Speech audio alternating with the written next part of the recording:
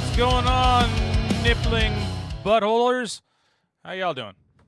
We're here. Charlie's over there. She has also not been leaving me alone. Zach's not been leaving me alone. Welcome. Hello, Solus. Hello, Dragonfly.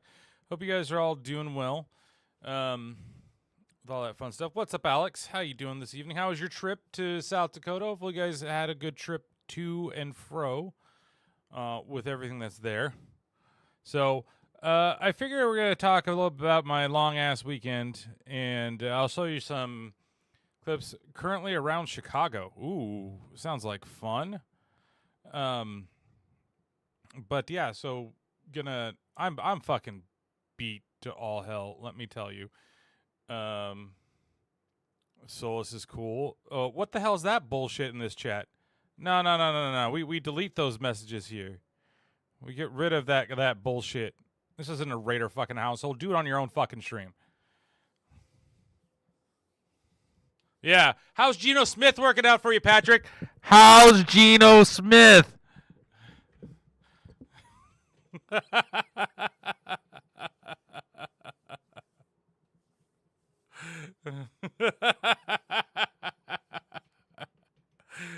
Oh man. Why is it that every time when I don't know, it's just Las Vegas the place where quarterbacks go to die and then maybe they resurrect their career afterward and become a backup somewhere? I don't know. But yeah. You're dumb? Why are you dumb? Well, I'm pretty sure that you'll tell me why. So I figure we're gonna do just some recaps. I'm gonna show you little bits of the vlog that was created. If you want to check them out, they're on the Toolbert YouTube channel, and maybe I can link the playlist to you guys or something for that stuff. So if you want to check them out, and they're actually doing pretty well. I'm almost at 666 subscribers. Come on, people, 5 people. Our podcast says the people who did the Resident Evil 2 remake are doing the Resident Evil 1, Resident Evil 3. Or you meant to say Silent Hill 1 and Silent Hill 3 is what you meant. Yeah, I figured. I didn't get a chance to listen, and I'm just like, my mind is just so, like, I am so fucking tired and just, yeah, my body hurt from grabbing all that ass, and I'll show you a little bit of that ass that's going on there. Hopefully, I doubt there's going to be anything that's TOS. I'm not going to play any of the audio because I don't feel like having it muted, or YouTube going, oh, no, that's a copyright strike. I got fucking copyright struck for fucking Vincent Price. Pissed me off. Because I didn't get a strike, I got partially blocked because of Vincent that's Price. just acting like the dumb. Hey, Uncle X Files, thank you for the resub there. Appreciate it. Said, boy ducks, like 3 times. They went back and edited. And you know, if we finish a little early, I'm gonna play some Megabonk because I felt like playing it. I haven't started it yet. Phil will start it. I don't know how long I'm gonna talk about all this stuff. Well, it was Thriller, and you know, because Static X used it as it, and I was like, oh, that's cool. I want to throw that in there and throw it into the vlog. And I was a little pissed off, too, because I had to use one program. I used one program because their Adobe on mobile is switching over from their Rush to a Premiere version. And the Premiere worked great. And I actually liked some of the controls a little bit better and how I could change a couple things around and, like, doing titles, and I can actually move them all over places. I'm starting Silent Hill F after I buy it, so it's going to be a while before I start it, because probably the next paycheck is going to be Ghost of Yote is probably what that's going to be. Though I think, where's your award? Award for what? You got an award? What? You wanted a Jeffree Star Award? Is that what you wanted? Uncle X-Files said he'd buy it for you. Oh, will you, Uncle X-Files? Okay. Your steak? When did I say you could have a steak? What is this bullshit? Nobody told me. Oh, your streak. I thought it said steak. I'm sorry. I'm actually super tired. Did you put in a streak in there? I'm looking. I'm scrolling through. Did you do it before Patrick put all his stuff in there? Oh, it doesn't. I don't even see it. Hey, how's it going, Leatherface? I didn't say I'll take a steak. I didn't say she was a mistake. That's something for her mom to say. Um, and so I made myself a Wagyu burger. Does that count? That's close to steak. But I'm definitely tanned up a little bit. I'd show you my feet, but then I'd be showing feet on stream, and I was told I shouldn't give that away for free because you can tell where the socks were and where the tan starts, and then the foot begins because the foot is like really light compared to the rest of the leg that's there. Um, so, like I said, I just want to skip through a couple of things. I'm not going to show the butthole picture. Well, I guess I could probably show it to you guys this way if we did the butthole picture. I'm showing my face. Cute Kitty wants to. No, I'm not giving them away for free. I tell you that.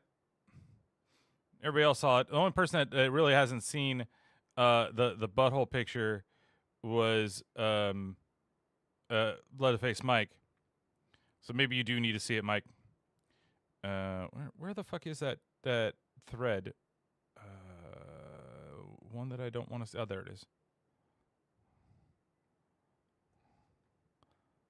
Start an OnlyFeet.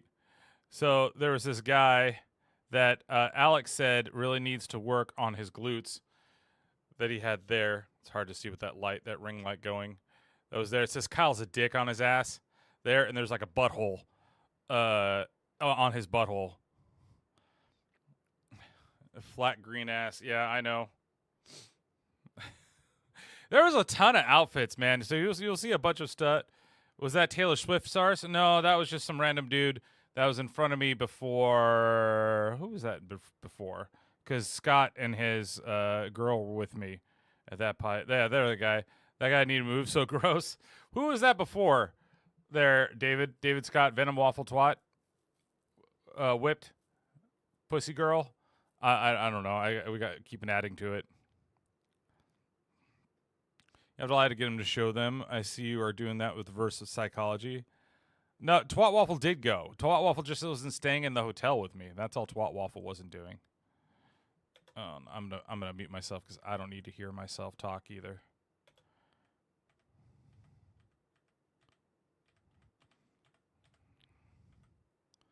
Realize these things are all weird.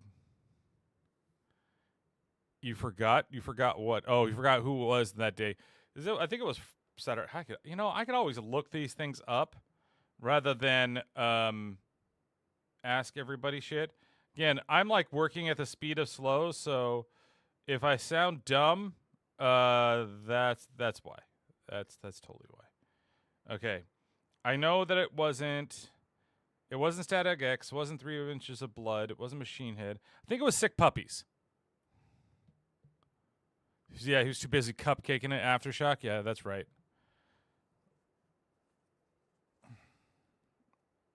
Yeah, the women's ass was one way or another. It was either that it was either really good ass or it was really bad ass. The same thing with pasties. Pasties were either, oh good, yeah, you totally rock those pasties. That's great. And then the other ones were like, you should not be rocking those pasties. If that was a chick's ass that needs work, no, it was a dude's ass. That was definitely a dude's ass. So maybe we should see it. Let's see if this is working now because, of course, nope, it's not working. Of course, you update OBS and things fucking break. So we'll go here. So Thursday and Friday were, it rained. As you can see here, I was outside and it was actually raining. And this rained before, and on Thursday, it let up before the show. This was at the hotel. Outside that was there. They're tugged in her gut. And so this is the parking lot. This is the walk up. And so you see this hill here, and there wasn't so many people, but so this hill comes to the parking lot. I always park in this place. And people try to climb this hill, and there's at least a couple of people that eat it every year, and I was hoping to catch one of them that was there. Yeah, the hotel. Maybe I'll go back real fast. So you can, this was the room that I got, just in case the ladies come by. I got a nice big hotel room to show them around. Pasties. Yeah, they're a total rock concert. For this, there are. That's there. Oh, I caught some pasties there, Venom Twat Waffle Scott during 3 Days Grace.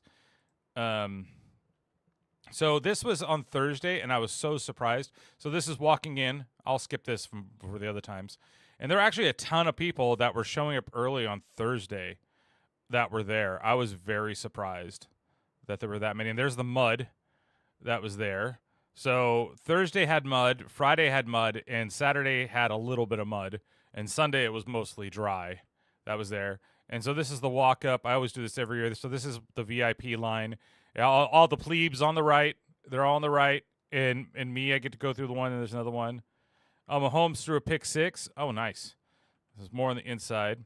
All right, so this is the red jumpsuit apparatus where they're playing upstage. So this was all Thursday.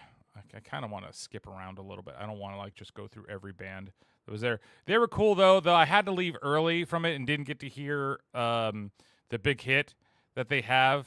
Do you feel like a man? That one that was there. I thought this was a chick at first because if you look at it, he kind of looks like a chick. Like if I scroll back a second, you can kind of see him up there on the right. Like I totally thought that was a chick with that. That's Terror in front of Terror. And yeah, you'll probably see Art the Clown a couple times. And so after that, so basically that's when the sun started coming out. So this is like the VIP area where you got a lot of openness, and there's an area over there. I'm actually heading towards the bathroom on this one while they're still playing because I really had to fucking pee. And so there's nice hills so that you can see the second stage. So you're never going to get close whenever you're in VIP. It's just not something. Water was $5. $5 for water, $6 for Powerade, and $6 for Red Bull if you wanted a Red Bull. And $5 for soda, but it was just canned soda this year. Yeah, $5 for water is cheap. They let you keep the bottle, but they don't give you the cap. So you have to bring your own caps. So there's the prices for everything. $13 for a Coors Light. That's so ridiculous. $17.50 for a Sierra Nevada. $14 for the hard seltzer from Topo Chico. And then you could get a well drink for $15. $21 for one of those beatbox things. No, I don't want to improve my protection malware bites. Like, it was ridiculous. Yeah, so 6, 5, 5, 6 for a sports drink, and 5 for water. Sports drinks taste great when you're really fucking dehydrated. You had 23 for Bud Light. Yeah, for festival prices, I'm going to say this. For festival prices, that's actually not that bad because it's even like 20-something bucks, $25 if you go to like one of the other stadiums around here. And it's fucking ridiculous in the way that they price things. And so this was me complaining about the size of the soda. And then I was going to go see Hoobastank at this point. So this was their super VIP. Yeah, you should feel bad. Well, though the smart, okay, don't feel bad for the alcoholics. Feel bad for the partiers, because the alcoholics will sneak in their own alcohol one way or another. I saw people with little hydro flasks, the ones that like will shrink down and fit, and had they had like whiskey and vodka, and it was like stuffed in their pants. And since it's clear, and they did not check bags this year unless you were randomly selected. So they had one gate. If you didn't have a clear bag, they just sent you out.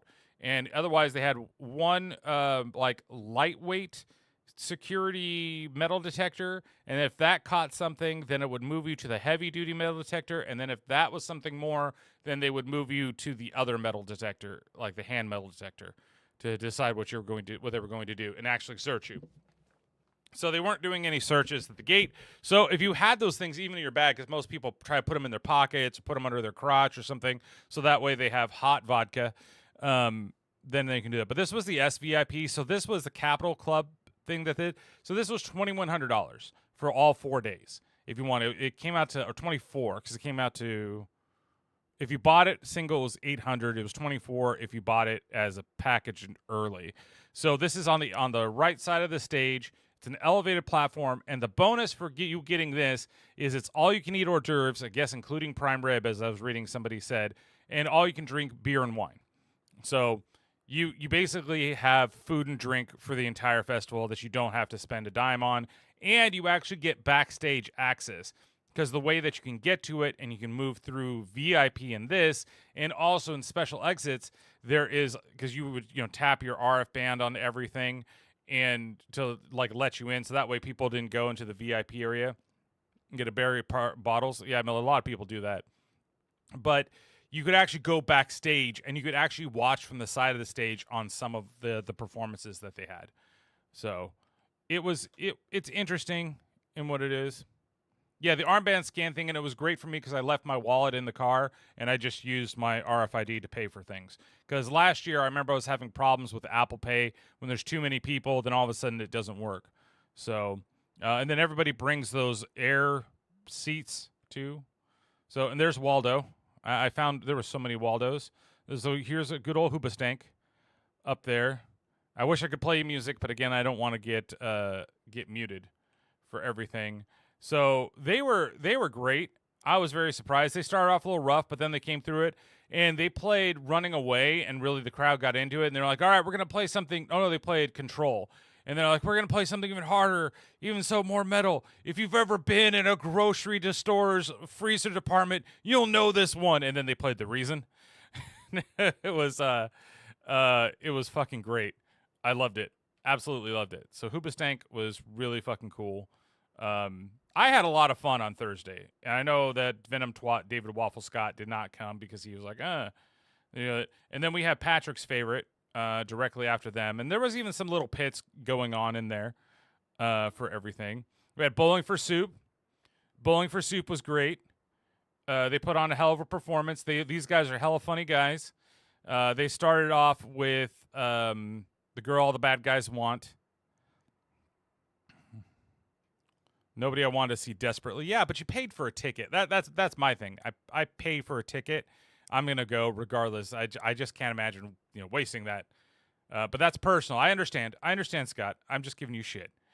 So yeah, Bowling for Soup was great, and I got a video of the fucking sign language guy getting down, doing his signs as they were doing the stuff. And I think they were just going to ooh ooh ooh ooh ooh like that. So they were fun, and I think you can see I was relatively close, and then ended up kind of moving back a bit for them. There's the Wizard Bitch. Then I went and saw a little bit of Attila, and Attila had over the weekend, and this was not metal. Yeah, Bassist is still out, so they still had the other guy. These guys, and I missed it. They recorded the largest wall of death at a festival of 719 people for Aftershock. So, and basically from front to the stage to the back. So thanks, Mike. I love doing these. These are like my favorite things to do for Aftershock. Like maybe I don't pay as much attention for some things, and some bands I don't record as much, and I try to watch. But if I don't know the bands, I try to get more stuff. REO Speedwagon did not play, and so this is the end of Attila. And then, so this is the big walk. So this is most of the festival grounds. You can get a bigger view of everything that's there. And like I said, for a Thursday, this was actually pretty packed because Blink-182 was playing that evening. And, that was going to have a lot of things. And you can see right there, there's your ass. I zoomed in, not meant to zoom in on her ass, but there's some ass for you there, Solus. Yes, I actually had a bunch. And it was funny because people were recognizing me away from Samantha and Scott, or David, whatever he wants to be called.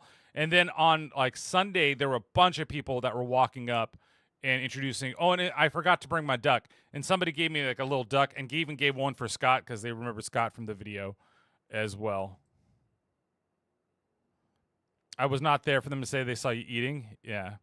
So, oh my God, you really know my name by now. Yeah, it's Scott. Oh, there were some of the bathrooms. There was less bathroom. That was there. Now you need to keep going forever. Again, outfits. If you like fishnets, she was smiling because she was on video. I love going to the art boot, the Son Dietrich. And one of these days, I'm going to buy one of his fucking works because that one right there is fucking amazing. And I know it's expensive. And there's the thing. There's the Ozzy and all those things. The Chester. I like the artwork this guy does too. Jack Daniels, this guy was singing Creed. Can you take me higher? That's what he was singing. I know Scott wanted to be there. Hey, made it to Indiana. Great. That's where Jeffree Star was going to be on Saturday and Sunday. I managed to get a picture of Jeffree Star for Dragonfly Rain, even though it was super far away and it probably could have gotten relatively close. That was there. But he wasn't there that day. And then I didn't realize, so Beatbox had a little stage back there. You'll see a little later with everything. I don't know why this video is being choppy. It's probably because I'm streaming. Okay, so this over here on the right, try to save it. She got tossed in the pit out of the crowd center and ripped her fishnets trying to catch her. Yeah, security might attack. Well, I would just like to get close because he was just kind of by himself and security was there like watching, moving people along. And I kind of probably could have gone there and, hey, can I get a picture? You know, but I just decided to snipe him instead. And have the Terrible Terror booth going on there. So this was actually a bar they built. So there used to be a stage in this section right here, like over here where this small beatbox stage was. And so, but now they put a bar in there. And since I didn't have my ID, I wanted to go in there and check it out just to see what it was like and take some pictures. But I never brought my ID with me because I was afraid of actually losing it. So I was like, And they were doing this like mural that they had there. And each day I took a little video of it because they got further and further along. They were doing some ethical tagging. There's the basic bitch Aftershock sign. And I said, if you do that, you're a basic bitch. That's just a fact, not opinion. But I get it. I know people enjoy it. So this is over by the Coors Light stage. There's more ass over there on the left. I can point out the ass very, very well. And so you had the entrance for the other one. You have done it, though? Done what? Oh. I think I said something. I don't remember what I said. More of the peoples. There's food stalls on the left. You've been Scott, and I have taken that pic. Yeah, ass, ass, ass. Lots of ass. So, and this, I love this mural here that they did. These giant posters, and there's the Gill Man right in the center. Had to zoom in on my boy right there. The basic bitch pic. Oh yeah, I did with Ben and you and I, but I still call it a basic bitch pic. This was state champs. No idea who they are. So this is actually taken from the VIP section. So this is kind of the view that you get from VIP. So you're kind of on a hill, a little raised up, so you can see over the crowd really easy and get a good view of the stage. But again, you can't get close. So it's kind of up to you and the way that you do it. Those guys are okay. These guys, Mom Jeans. These guys, this is from the other VIP hill. This is from the opposite side for the other stage. These guys were awesome. These guys are like a little more emo, but I really love the vibe. I like the music and that type of thing. I also drink fucking pumpkin spice lattes. Doesn't mean I'm not a basic bitch, okay? I've said that plenty of times before, but these guys were really fucking cool and the crowd was into them.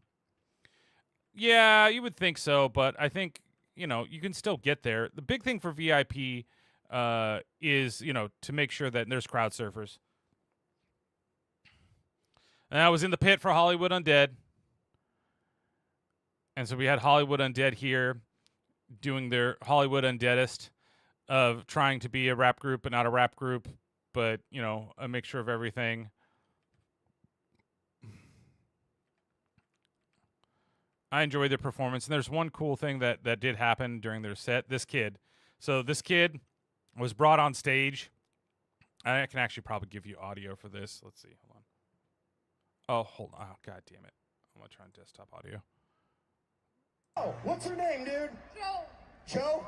Make some noise for Joe, you guys. Yeah! Like stuff like this I can play you. Joe, who's your favorite member of Hollywood Undead? You. Fuck yeah, Joe. Thank you, guys. Fuck you, guys. Joe, how old are you? Turning 12. Turning 12? Are you even fucking drinking or smoking weed, my man? No. Okay, good. You gotta wait till you're at least 13 to start drinking and smoking in fucking Sacktown, dog. Which is probably true, but he's probably already addicted to meth. Let me introduce the song, okay? He's missing Charlie's ass. This song's called Coming In Hot, motherfucker. And then there goes Coming In Hot. So again, we have all the crowd surfers. Yeah, Kid is definitely an addict. Kiss song. So, there's Jar Jar. Jar Jar was there doing his best crowd surfing as well. Made sure that got Jar Jar in there. And I don't know. I think I got art at some point. Crowd surfing on Thursday. Crowd surfers were a menace on Friday and Saturday. They weren't so bad on Sunday and Friday, but in Hollywood Undead is their music is fucking stupid. It is the dumbest of dumbest shit that you can listen to. But God, are they so fun to actually go and see? And then they did a cover of Sweet Caroline for a little bit, and it was funny because in the back of my head I was thinking about the NFL Europe games, where the NFL Europe games, they always force feed that fucking song into the crowd to get the crowd to do a sing along of Sweet Caroline. And I'm like, oh my God, it's becoming way too fucking cliche that they're constantly doing it, and the NFL has to show, look, the whole fucking Europe knows the fucking song. I get it. It's fucking Sweet Caroline. I think everybody knows fucking Sweet Caroline. And then I go see Hollywood Undead, and what do? They fucking play Sweet Caroline. Yeah, they Kiss. But I would assume, Alex, you know how to properly crowd surf. You cross your legs, you T-pose. Not you fucking starfish. You don't like go like this and expect people doing it. And one guy was like headbanging as he was surfing. And I'm like, you piece of shit. You're like kicking people in the head. Okay, I get it. Chunky people. Yeah, cross your legs, bitch. Exactly. I yelled at somebody too that kicked me in the head, and I yelled at him, hey, motherfucker, cross your legs. Because one guy got me, or one girl got me, I think. So luckily I didn't get like cauliflower ear or any type of stuff.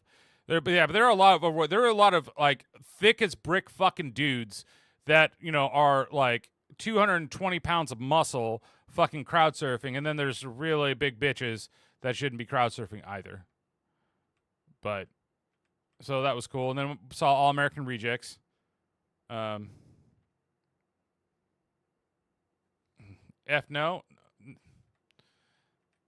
All American Rejects was great. These guys are really fucking cool. And at one point, I think you can see the drone, and I'm actually in the drone footage. Good luck, Solus. Hey, you know what? If 330-pound big bitches can crowd surf, so can fucking Solus _64. And I got a good spot. I was right against the side railing, right in the center for this.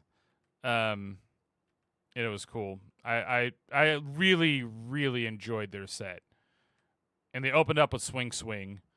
And they, you know, played Dirty Little Secret and a couple other songs I wasn't so familiar with, but they were a good time. That was there. And then I went and saw Testament, and I was as long as you do it correctly, anyone can do it. But with all these little kids trying to lift up really big people, it's terrible. Testament was fucking great.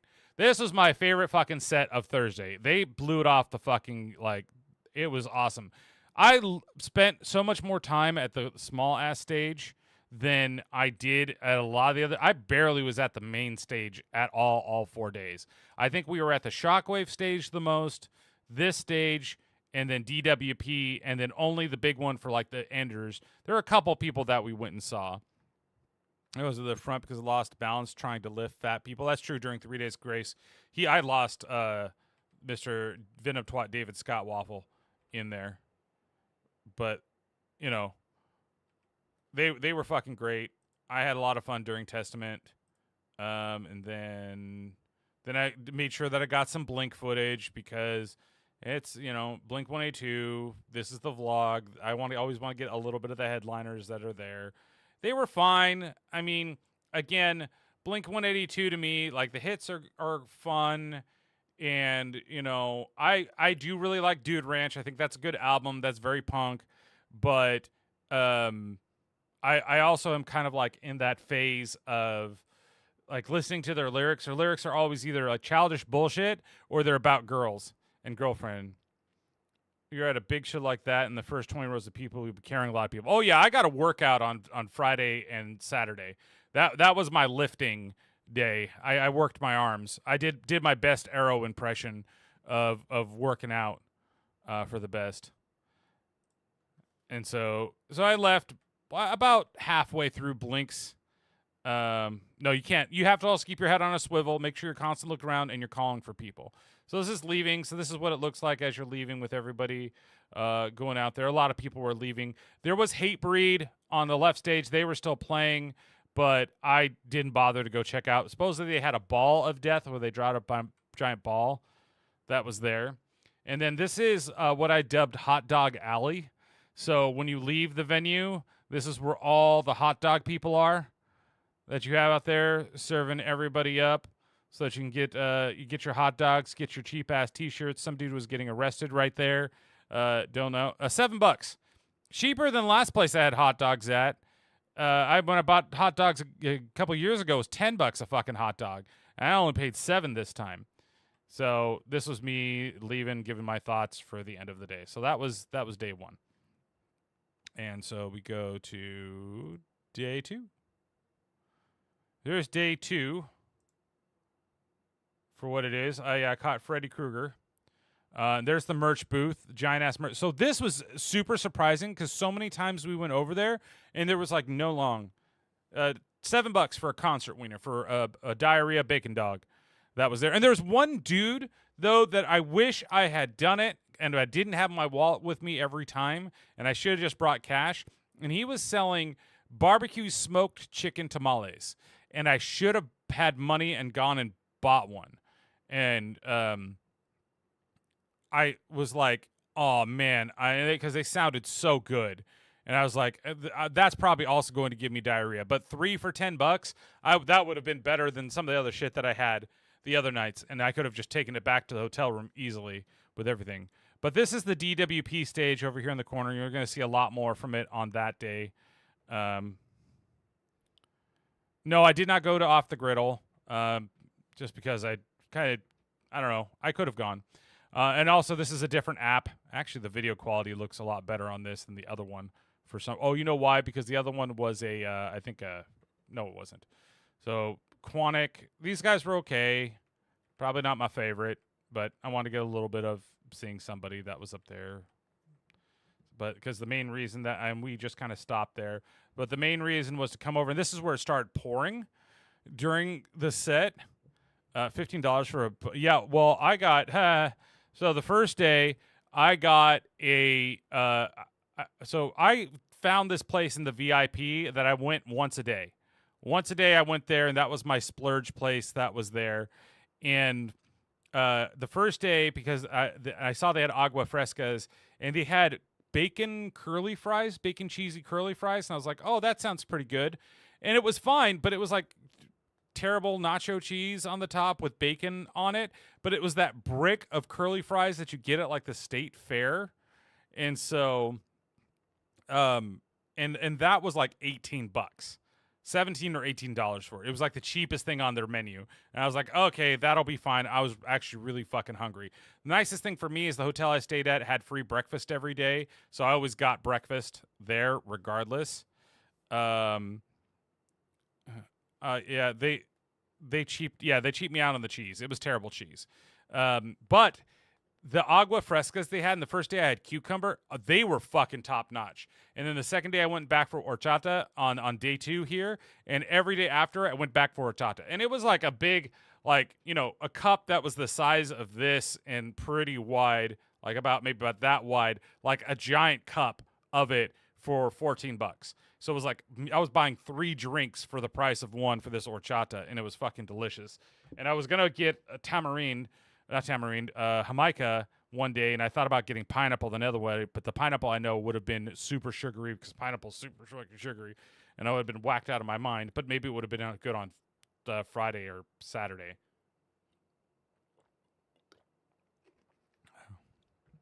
So during Forbidden Set, like I said, it was raining, and this was all them coming out. So that's Craig Lucero. I've met him before. That's Jeremy Von Epp. He plays for the Venting Machine locally. I've met him a bunch of times. Probably doesn't remember me, though. I forgot. I think it's Matt. I forgot who. I've never met the drummer, and I've never met the bassist of this band before. And the main reason I met Craig is because Craig is good friends with a friend of mine, John. That's out there. And then you can see him in the background over there. And so this is my buddy Norman. Which I was super happy to see. I'm going to skip forward as he's still waiting to come out as they're playing. And then out comes good old Norman Skinner. And so I was recording here, and like he was looking out, and there's a bunch of people that came specifically to Aftershock, specifically to see him play on that day, and then just stayed for the rest of the day to go see a bunch of other bands and everything like that. But I knew a lot of people that were there. and he's pointing all the people that he recognizes in the crowd, and he's looking out. And then after I finished recording the set and I put the phone down, he looks. I told him I'm gonna be front and center for your set, and I was with Samantha and Scott. They both came this day, and then he looked directly at me, pointed at me, smiled, and I gave him like the head nod and a big ass cheesy smile. Like, it was so cool to see him on stage to do this. Like, this is one of the coolest things ever, because he's been doing this for years, and he finally is with something. And I think in a week he's going down to South America to do a tour. He has like a 6-stop. He worked his ass off. Yeah, he's worked his ass off and everything. So I'll save you the rest of the forbidden footage that's there. And then for good old Quentin, I went and saw Glory Hammer. And this was fun. And then it rained for the entirety of Forbidden set, and then after it, the rain cleared up, never came back. Don't know why. That's when it happened. Glory Hammer was great. This is power metal, and it's very like unicorns and space travel and everything like that they have there, and they were a ton of fun. Gwar was there, but I did not go to Gwar because I'm thinking about going to Gwar at the UC Theater next month. I think I'm going to end up buying tickets. I think I'm going to buy them when I get paid, because I do want to see Gwar do a headlining set. I just won't be down in the pit area for that show because I really don't feel like getting blood all over me and having to do all that stuff. It's middle of the month, I think. The second, it's a Saturday. I know it's a Saturday, out of all things. I'll have to check the date again. And it's like $40, I think. So, and I think Necrogoblin is going to be with them as well. Watching them kill people on stage and all that fun stuff. I'll let you know. I'll check it out later. And then I went by, and so I saw Lacuna Coil, and then Randy Blythe was with them on stage, and I managed to get there in time to see the end of Randy Blythe from Lamb of God play with Lacuna Coil. And so Dragonfly Rain, we had the same issue with Lacuna Coil this time, where I think that their mics are directional. So it's about the same set, and according to David Twat, Venom Scott, they didn't really play many hits, but they basically, it's like they were directional mics. So when she would move like to closer to where I was, she would sound clearer, but when she'd move away, she wouldn't. And when they were using the backing track for her, but I could hear him perfectly fine the entire time. So, like, it kind of sucks. So, but I still think their performance was good. Then I went over to check out the main stage and, Failure. I saw Failure for a bit. I've seen Failure a couple of times, and Failure's okay for what it is. So now we're going to walk around the back. Hold on. Of the stage. I found Batman. He was trying to fix his cape. I found another Waldo, or the same Waldo. I don't know which one that was. So, and then we have around the back. So there's a bunch of food and bathroom and stuff back here. And I'm pretty sure there's going to be ass at some point, because you can't escape it. It's just fucking everywhere for what it is. And, and there was one chick that had an awesome outfit the last day, that she had these big ass boots that I had in the video. A lot of people had really furry boots too. Lots of gothic dresses, lots of, corsets and shit like that. I mean, it's a metal show. What do you expect for these types of festivals out this way? Dudes like that the shirts don't quite go all the way down. Oh, did she? Well, she managed to make it onto the video. And it's funny because I'll get messages on these video, comments on these videos like, "Oh, hey, there I am. I didn't see you. Oh my God, you caught me." There's another ass over there. I was pointing down, showing. So these are all the food truck. This is like food truck area. There's some really good places. This place right here, that place is fucking great. I've had them before, and I'm pointing at the screen like you guys are saying it. I should just point like this. These guys over there, they're fucking great, and they had nobody there, which kind of sucked. So people should go. Anyway, but Bacon Mania is also good too. If you go around to Bacon Mania, with the whole thing, and then we still had some mud. And then we went and saw Death Angel. So I met up with, and I honestly, I love Death Angel, but I don't think this was the best set that they had there. So I went and saw Death Angel for a bit. Can't go wrong with Bacon Mania. No, they're good. Then we went and saw Kerry King, and the lead singer for Death Angel was singing for Kerry King, which is crazy. So Bay Area zone, and Kerry King is also Bay Area dude. Slayer's Bay Area band.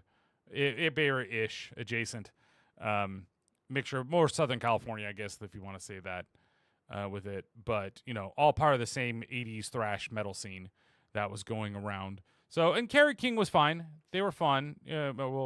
He was fun. It was a little actually tamer than Slayer, which come to expect. Then we went and saw Scott's favorite fucking band of the entire weekend, the Dillinger Escape Plan. I wanted to see these guys so well. Stopping one more time, 2 more hours. All right, no worries. These guys, they're like chaos is all you're gonna get. Like they're punk, metal, mathcore, whatever it is, but the songs aren't really songs. They're just kind of generated noise is what it is. So it was interesting. It was what I expected. That this thing here was making people, but because of the video capture you can't see, but it was doing all these patterns and shit on the stage. Yeah, what I played in the car was way better because it sounded like a fucking song. Sounds crappy. Like here, I can unmute it for a second.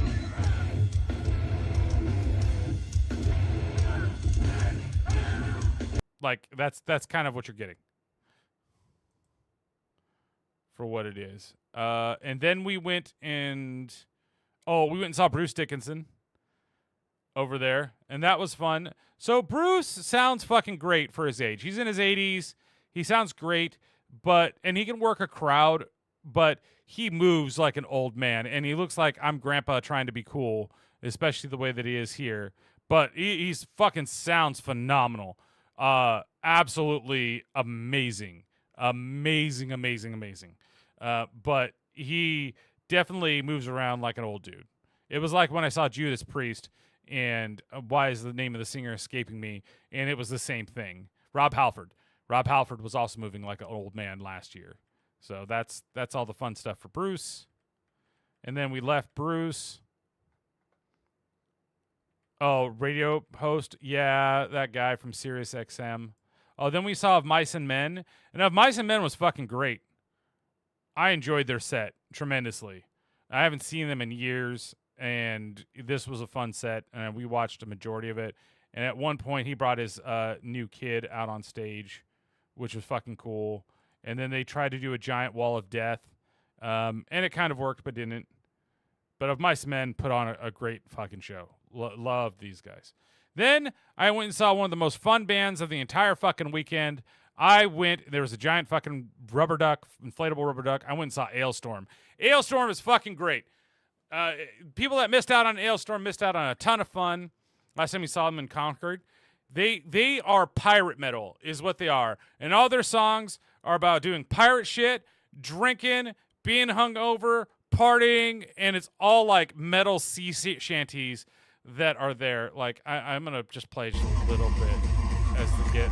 Let me see your fucking hands in the air, Aftershock! It's just them getting started. And he's got a fucking keytar, man.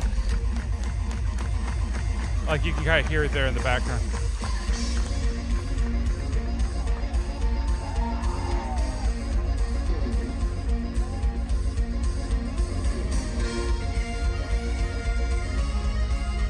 All right, that's all you're going to get. But they were fucking cool. I had so much fun seeing these guys. I wish I could have stayed for the entire set that they had. They were cool. Again, these are all available on my channel, Toolbert, over here. So that was Ailstorm. And then went back. I went over to the VIP section. So Samantha and Venom, Twat, David Scott are somewhere out here over there. I went and saw Lamb of God for a little bit. I got to see them play Laid to Rest and got to hear them play Redneck, which, those are the songs that I really like from them. I'm not the biggest Lamb of God fan. They put on a good show. They're energetic. The crowd really gets into them. I appreciate them for what they've done all of the years for metal, but I'm not always the biggest fan, but I know Venom, Twat, David Waffle Scott is. Then we went and saw A Perfect Circle. And A Perfect Circle was great, but I had to deal with a bunch of crowd surfers the entire time for A Perfect Circle, which makes no fucking sense. Other bands, perfectly fine. And I'm basically where I was for fucking those one guys, All American Rejects. Sorry, told you the brain's still fucking mush. All American Rejects is basically where I was for Perfect Circle. And so it looks like there was like a little issue in the beginning with Billy getting his shit together before Maynard actually came out, and then Maynard popped up, and so he was front and center, and he had the lights on him this time, Solus. So like he's doing it a little bit different. He's still not front and center in the front of the stage, but he's not always in the dark in the back off to the side. So, and he had his mohawk, and he sounded like so many people this weekend sounded the best that they've ever sounded. And with Maynard, I was talking with a couple guys in the audience over there, and I hate that I had this person's phone in front of me, but a couple guys in the audience where we were talking about like, you know, I think that everything that happened with Ozzy lit a fire under some of these people's asses, especially people like Marilyn Manson, and I know Maynard James Keenan, because he wants to do another Tool album sooner than later, you know, to have one last Tool album that's there. And so this is a great set. It was a great set list. They started off with The Passenger. They played Noose, which I haven't heard them play live since I saw them on the 13th Step Tour. But they did play the shitty version of Three Libras that I fucking hate. That is the one song I will say from Perfect Circle I think is really fucking shitty. I don't know why they do it. I don't know why they play it live. Just play fucking Three Libras, because it's one of my favorite fucking songs they haven't played. But they did play Rose. I was so surprised they played Rose. I was so happy that they played Rose. They played the Contrarian. It was a great fucking set. And a lot of times you might see like short ones. That's because I was about to get kicked in the back of the head by a crowd surfer. And I had to stop recording because all of a sudden there was somebody coming. Oh, there's Art the Clown. When he was crowd surfing during the Perfect Circle set that was over there. Oh, look, Jen Hotcakes is playing Rocket League. So Perfect Circle, there was a lot of a Perfect Circle that's here. And I did not leave this early because I wanted to see the entire set. And then it was Deftones. And Deftones was fucking fantastic. And I didn't mind seeing them from far away because I got to see the Deftones twice within the last, year and a half. So, great. So Deftones put on a hell of a show. And what I found out, they told us, so we all found out during this set, was that on Friday was actually the anniversary of their very first album that they put out. So on the anniversary day, they're playing in Sacramento, in their hometown. And they absolutely brought it. They brought it for this.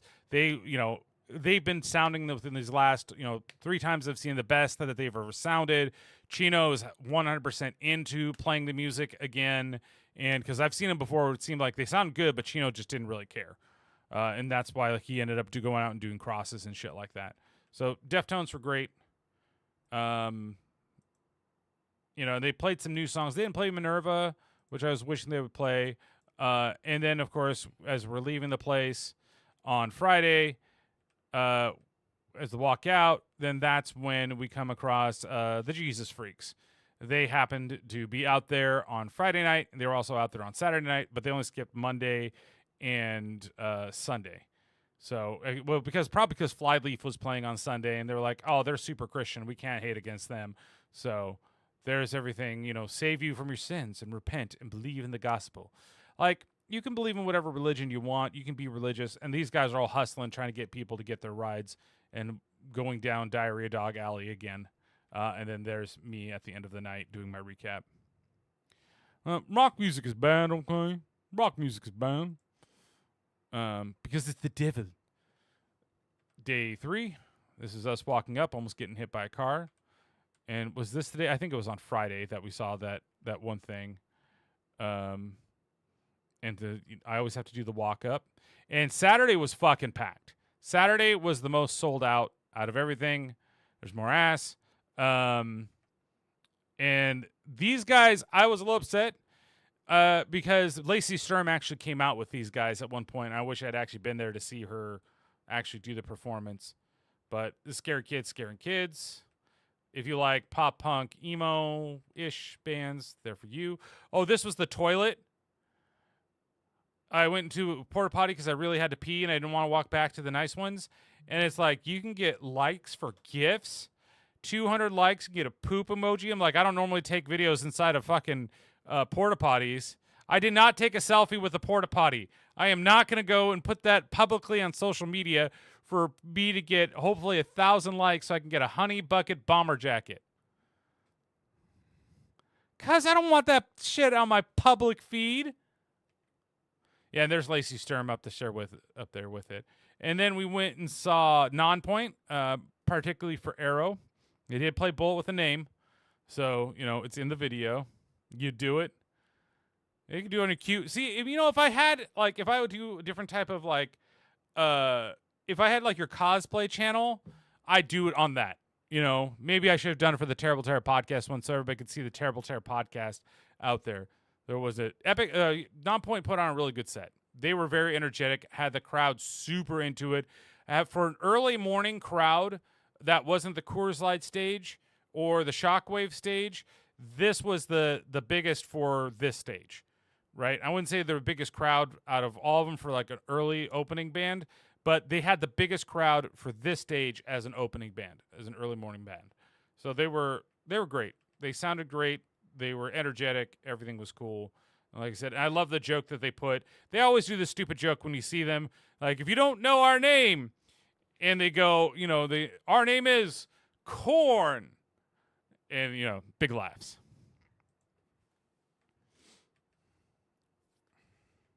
And I wish I had recorded that. But yeah, see, it's a pretty big crowd for it being this early, and everybody was really energetic and jumping around and having a good time. Okay. Then we went over and saw Memphis Mayfire. And it's funny with these guys because they've come back multiple times, and they kept going. I think this is time number 4, and they were there last year, and they were on the main stage, and they were towards the end of the day. Now they're the second band on this stage. So I don't know if it's just scheduling conflicts or stuff like that, but I do like them too. They're fun. And there's one band, I'm going to find that fucking clip when I get to this band.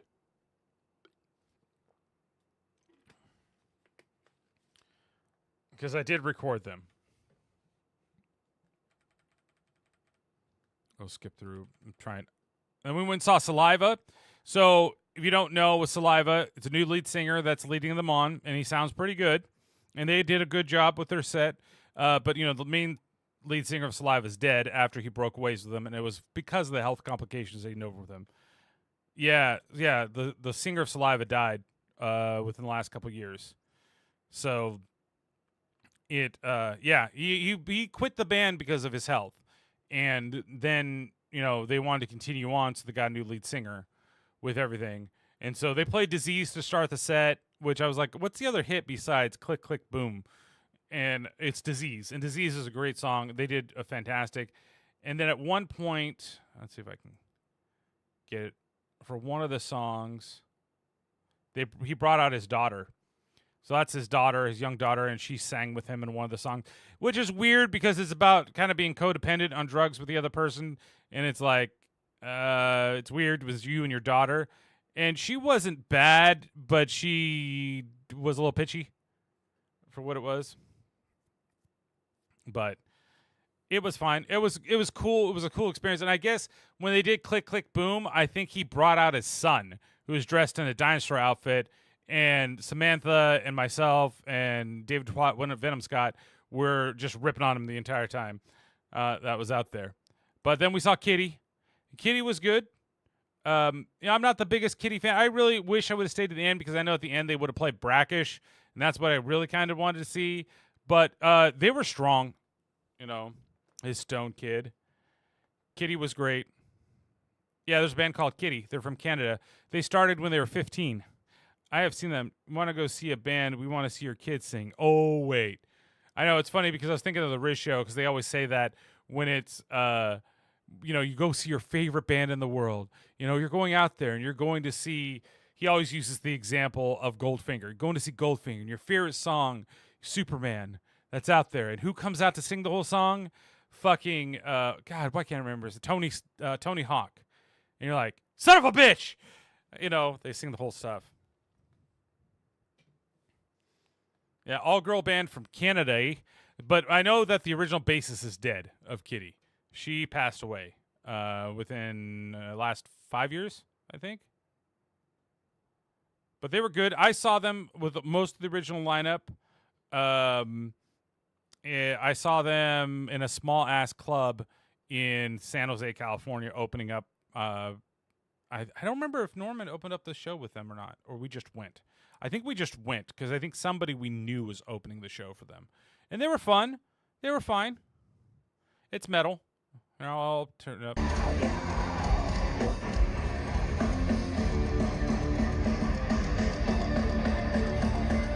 Like, she can fucking shred, which is cool. Brackish was their biggest hit, but it's not my favorite song of theirs. So, yeah. And then I went and saw Demon Hunter. And the two bands that I do really like that played this weekend, Demon Hunter and Flyleaf. The music is great. I'm not a religious dude. I don't need to be preached to, spiritual. Yes, there's definitely something at the end of everything. I don't know what it is, but I don't want to be preached at about anything to anybody. And there was like preachy shit going on, and that was the only thing about the Flyleaf set. I was like, whatever. But the fucking music, Demon Hunter is fucking phenomenal. If you haven't listened to Demon Hunter before, you got to know that it's Christian metal, but that dude's got a great voice. That dude is tattooed to shit, too. Good thing he's not Jewish. Yeah, Seven Dust is also kind of a Christian rock band in a way that, whatever it's called from the Mirror, hate that song. I Always Wanted song is shit. So these guys were great. They were fun, and then I think I walked towards the back. A little further back. I don't know if I actually did any video recording of it. No, I went back and I checked on the mural on day 2 or day 3. I think there was one in day 2. So there's the mural, how it looks in day 3, and then we'll get it in day 4. I did a little bit there. And this was the line because on Saturday, Jeffree Star was there, and this is where he was. He was at his cosmetic, and this is the giant ass line to go and see it. And then this was the beatbox stage where they had this like little indie band just playing there and playing in a small crowd. Jesus seemed to love them. So, it's cool. I made sure to record a little bit. I don't know what the name of the band is. I don't know what they were doing, but they were fine. And look, Jen Hawkins is playing Rocket League. Then these guys surprised the ever-loving shit out of me. This is a band called Bill Murray, and they're more of like a pop act with like the guitar riffs. And she fucking rips on that fucking saxophone, man. Like that, for a rock festival, I don't know about that music, but she was on her back fucking blasting it. Here, hold on, she's gonna do her sax.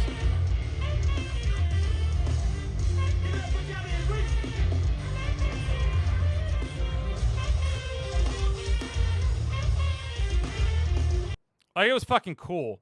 Like, these guys, they surprised the ever-loving shit out of me. I really enjoyed it, and I want to check out more. And there's Art the Clown again. There's fucking Art the Clown. I knew I caught him. I caught him multiple times in this goddamn video. Do something, Sax Man. Oh, forget. Sax Man. Yeah. Sorry. Sax Man.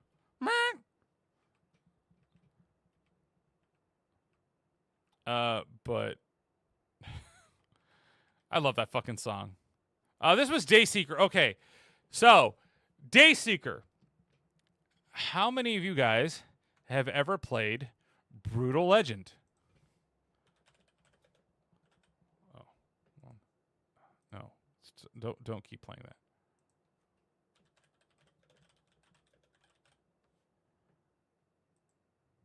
Have you guys ever played? Has anybody ever played Brutal Legend? Because I'm gonna play this clip from Brutal Legend. And I'm gonna. This is exactly what I thought about Brutal Legend, about about Dayseeker. I'm not saying that they're bad, but this is what I got. Oh, hey, Riggs. Sorry I smashed your guitar last. Whoa. Yeah, I'll try not to smash it. All right. So here we go. Hey, Eddie, man. Like, Okay. in a kind of, don't get me wrong. You can think that which. Come on, get to the part. Get to the part. Here goes. This is Dayseeker. Do you people want to hear some heavy metal? This is Dayseeker. We're gonna play some heavy shit here. Oh yeah! Fucking get ready for it. Come on, let's go. This is getting heavy as shit. And this is Dayseeker.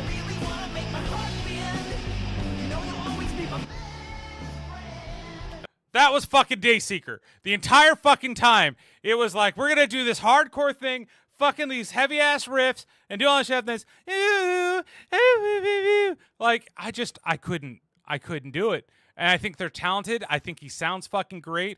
And they sing about darkness. It's very gothic rock like type of singing. I can understand why the women are totally into him because he's attractive and everything like that. But it's just like, I mean, it's the way that it is. So it's fine if that's what it is. But you can see that like the crowd is just enjoying it. They're not really going crazy over the songs, even though, again, crowd surfing fucking epidemic over here for songs that aren't that fast. At least that kid kept his legs together. Unlike your mom. Oh, and there's my ducks. So that was actually given. These were given to me by a fan of the videos. So they actually handed them off, which was really cool. So I think Venom took this one, and I have the green one over here. So that was cool. Got a nice little gift, and they wanted a picture. Oh, and this is fucking Slaughtered to Prevail, one of the highlights of fucking Saturday. Oh my God, were these guys fantastic. This is my first time actually sitting. These guys are from Russia. I thought they were from Portugal, but it turns out they're from Russia. And fucking that guy has the greatest fucking voice control on what he can do and that extreme singing and everything like that. His voice is absolutely insane. At one point, he literally went and told everybody to quiet down, and without the mic, he was echoing in the park. Like, I don't know how far back you could hear it, but from where we were, which wasn't that close to the stage, it was almost like it was crystal fucking clear. Like, his voice is absolutely amazing.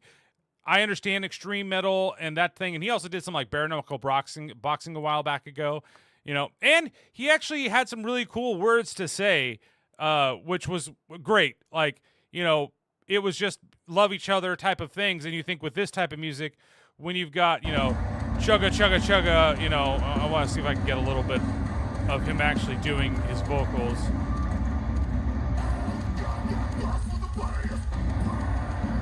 So when you have like that type of vocals, and then him like talking about how grateful he is to have everybody here and allowing him to do this type of thing and being able to travel the world and do that stuff. And he's built like a brick shit house as well. Like, these guys are absolutely phenomenal. Great musicians, great fucking vocalist. If they ever left. And then he tried to create Giant Walls of Death. He had a relatively big pit. And he tried to get it on both sides, but they're only able to get it on one. But yeah, I would definitely go see them again. And we had the wheelchair guy in the crowd, but that guy's about to eat shit because at this point they can't hold up the wheelchair, and he's tipping forward and forward and forward. And oops, he's gone. All that's left is the wheelchair. Poor guy.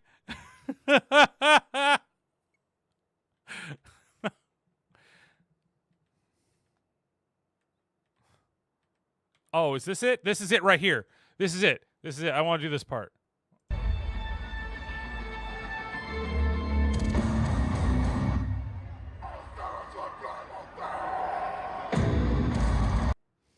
Like, that's absolutely crazy. Absolute silence, and how loud he actually is. And like I said, we're not that close. I'm zoomed in. He wasn't even using the mic, and you could hear him, like, at least from where we were, perfectly. Like, absolutely insane. I'm surprised that I actually caught that on video too. But they were good. Whole pit's jumping. Like I said, we're pretty far. If I were to look back out at the crowd, it's pretty far out there for where we were. But Slaughter to Prevail was great. Then we saw Chevelle for a little bit. Chevelle was good. We didn't get to stay for all of Chevelle. Why is it doing this weird light correction thing where it's like making everything like brighter? It's annoying the shit out of me. Like it's fine when the words pop up, and then it gets like bright for some reason. I think the app was doing some weird color correcting thing. It was shitty. And then here was 3 Days Grace. This is where I got all my ass in this pit. This was great though. They were great. They were in top form for the entire show. And I had to constantly have my head on a swivel during this fucking thing. And at this point, Venom Twat David Scott is basically kind of next to me. He's a little bit behind me, and then he's going to disappear into the crowd forward. And I'm going to be constantly shoved around. But yeah, crowd totally into this shit. I love being down these areas. It's like my favorite thing. I'm 45, and I'll still continue to go down there, probably when I'm 62. There's Chicken. That same Chicken guy over there that's in the pit, he was the same guy that was the Jar Jar Max, supposedly. All the crowd surfers. There's just a ton, and I think I end up stopping because there's somebody that's going to be coming towards us in a second that I had to fucking pick up. And I know I got the one. I had sent that to Alex as well. But yeah.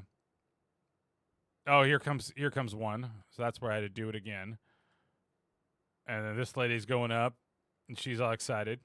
Is this the one where I have to turn around, or is this like, oh no, this is. They were still like moshing and crowd surfing, and this was what's that song? Never Too Late. Not too late, never too late. Oh, I think this is a. Is this the part with it? No. I was trying to figure out where the lady comes, and I end up I just kept recording and helped her get over me. It's around here somewhere. Oh, this is it.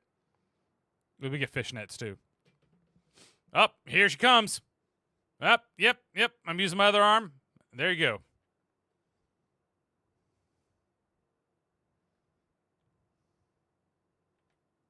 Yeah, but lots of ass during that. Here's Gojira. Gojira was fucking awesome. I wish I would have stayed for a majority of that set, but I wanted to find a spot for Dragon. Was it Dragon Force on Saturday night? Yeah, Dragon Force. That I wanted to go see. They had a lot of fire. And supposedly here in the background, they ended up having like a city, and they actually lit the city on fire, spelling out Gojira and burning it like to the ground. Like, cool pyrotechnics, great stage show. These guys are fantastic. Which is it? Yeah, I went and saw Dragon Force. Dragon Force is always fun. But I probably could have come into Dragon Force late, stayed for a little more of Gojira that was there. They brought out the chickens to throw. I was surprised they did that. They probably knew that they were going to lose the chickens because it was in, a festival and they're not going to get them back. Went and saw a little bit of Powerwolf. Really wanted to see these guys, but I wanted to get a decent spot for Korn, so I only stayed for one song. And they were cool. They're from Germany. They sound great. They dress in armor, and it's power metal. It is what it is. And then I did this one on purpose too when talking about, like, I always put the names of bands, and I saw a ton of shirts that were out there. Oh man, I went too far back. And then I called them Elote. So I saw a bunch of those shirts running around. So did that. Korn was great. Korn sounded fantastic. They were bussing it. And then they did they played For You. And I moved up relatively close in this pit, not starting. Where is it? I have to go back and find it. I know it's towards the end of everything. I wonder if I only took a picture. I thought I had it in the video. But they did a little bit of an Ozzy tribute.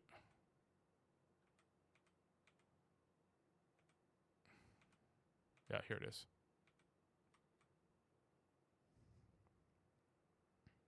Jags about to beat the Chiefs. Let's go. 31-28 with 23 seconds left. Nice. So yeah, they put up his picture, and then they did the Ozzy. Like, I thought that was fucking cool. It was a good little small tribute. I wish they had played an Ozzy song. I kind of wish that they had played like Paranoid or something like that. But yeah, they put on a good set. Then at the end of Korn, of course, we walk, this is what the crowds are like when you leave at the last set and everybody's there. And then, yes, the Jesus Freaks were back. And then there's even more hot dogs. That guy, I can't tell if that's tattoos or bruising. And the cheap-ass shirts that you can buy. If you want to buy some cheap-ass shirts, $10 shirts. $10 make them holla. More diarrhea dogs. And then, I don't remember what I was talking to Scott there about. These are his last thoughts, and then there's my thoughts. That was day 3. Day 3 was a ton of fun. And then we had final day, day 4, which is blocked in some countries because of Vincent Price. They were sexually there on Manson. They were not even there on Manson Day. And I think he meant especially. Yeah, okay, yeah. They were sexually there. Yeah, so there's... Okay, I hate Cybertrucks, hate the way they look, but this was kind of cool the way it was wrapped. It was wrapped like it was a sand crawler.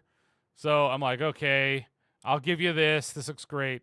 And then, but I had turned to my right, and I noticed that Angelo's car was there because there were anime titties all over the place. So final walk up. Hold on. What I have to... I'm wondering what he's saying. You ready? Where's never gonna be? You still need to lose that hat. Let's see. Huh? Said you need to lose that hat. Fuck you. No, that's what it was.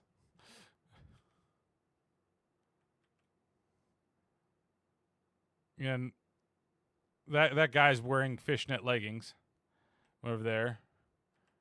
And we found a furry. I can't, like, I get some of the costumes and, like, I get the Art the Clown, but at least it's breathable and some of the other things that people are wearing out there. But I cannot imagine wearing this all fucking day.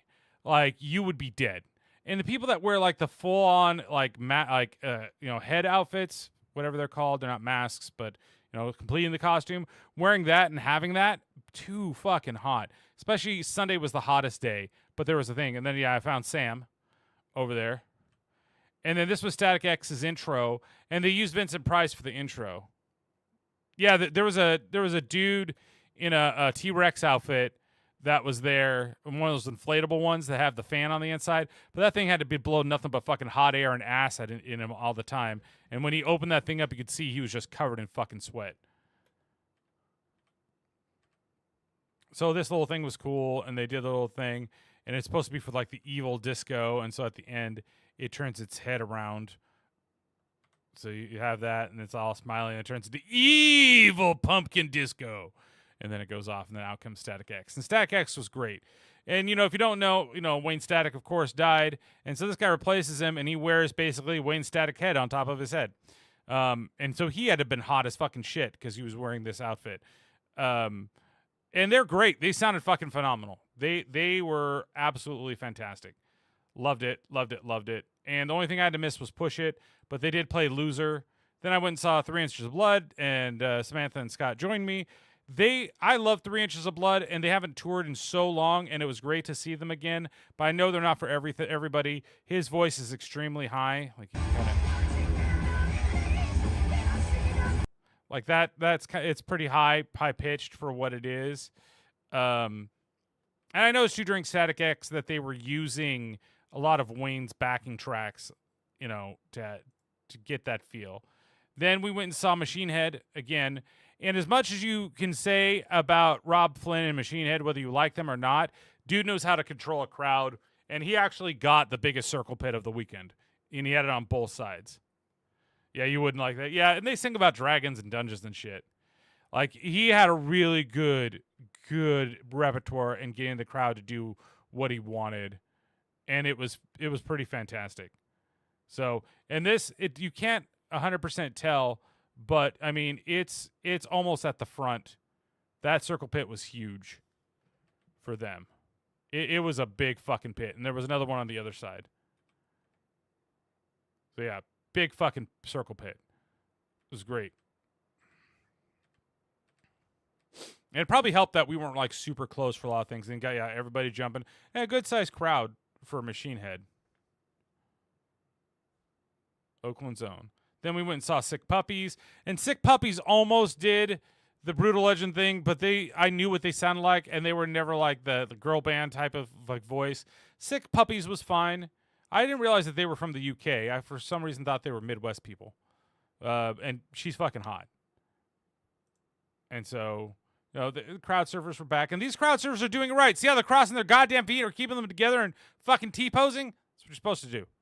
God damn it. Then we went and saw Chimera for a little bit. Chimera was great. Good to see them again.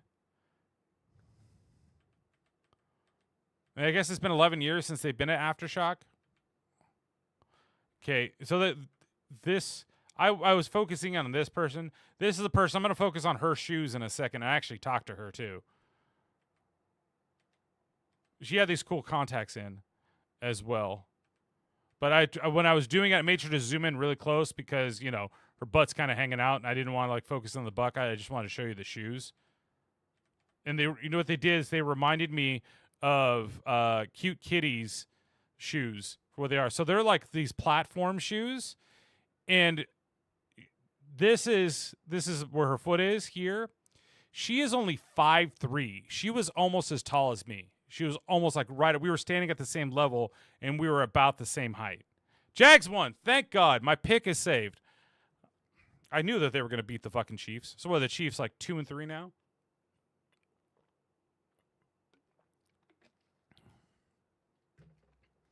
So what she says is that these shoes are like pendulums, and you have to step on the back foot and then just kind of rock it forward. And she learned how to do that, and then you have to just make sure you walk like a, you know, you're the biggest bitch in the whole wide world. But it was cool. Like, I was glad that I said, I hope you don't mind, because I wanted to ask her about the shoes, because I feel weird approaching people.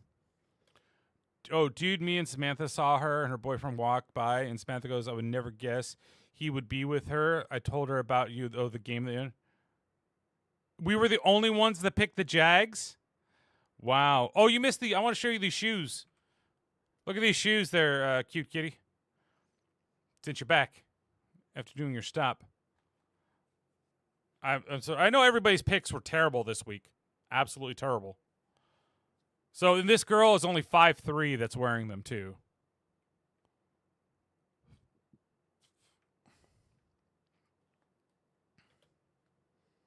And when I was telling everybody before, with those shoes on, she's about my height. Yeah, and I was thinking about them, too. Last Day crowd's pretty good for Bring Me the Horizon as the main band. What was I zooming in on over here? Oh, I think I was zooming in on Jeffree Star's place, and I didn't mean to zoom on that guy's face.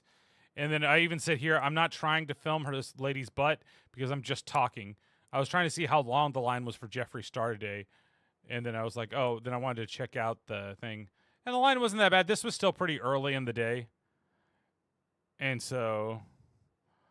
But that's the final result of the wall after all 4 days of them working on it. And that's really fucking cool. Then we went and saw Crossfade. I was super, super disappointed in Crossfade.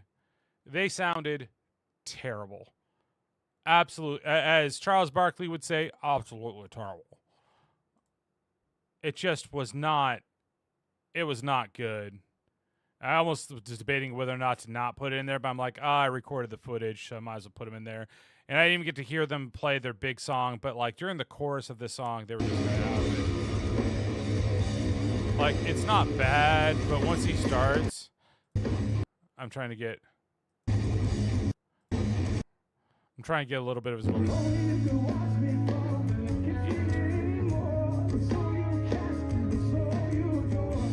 It sounds better here in the video than it did up on stage.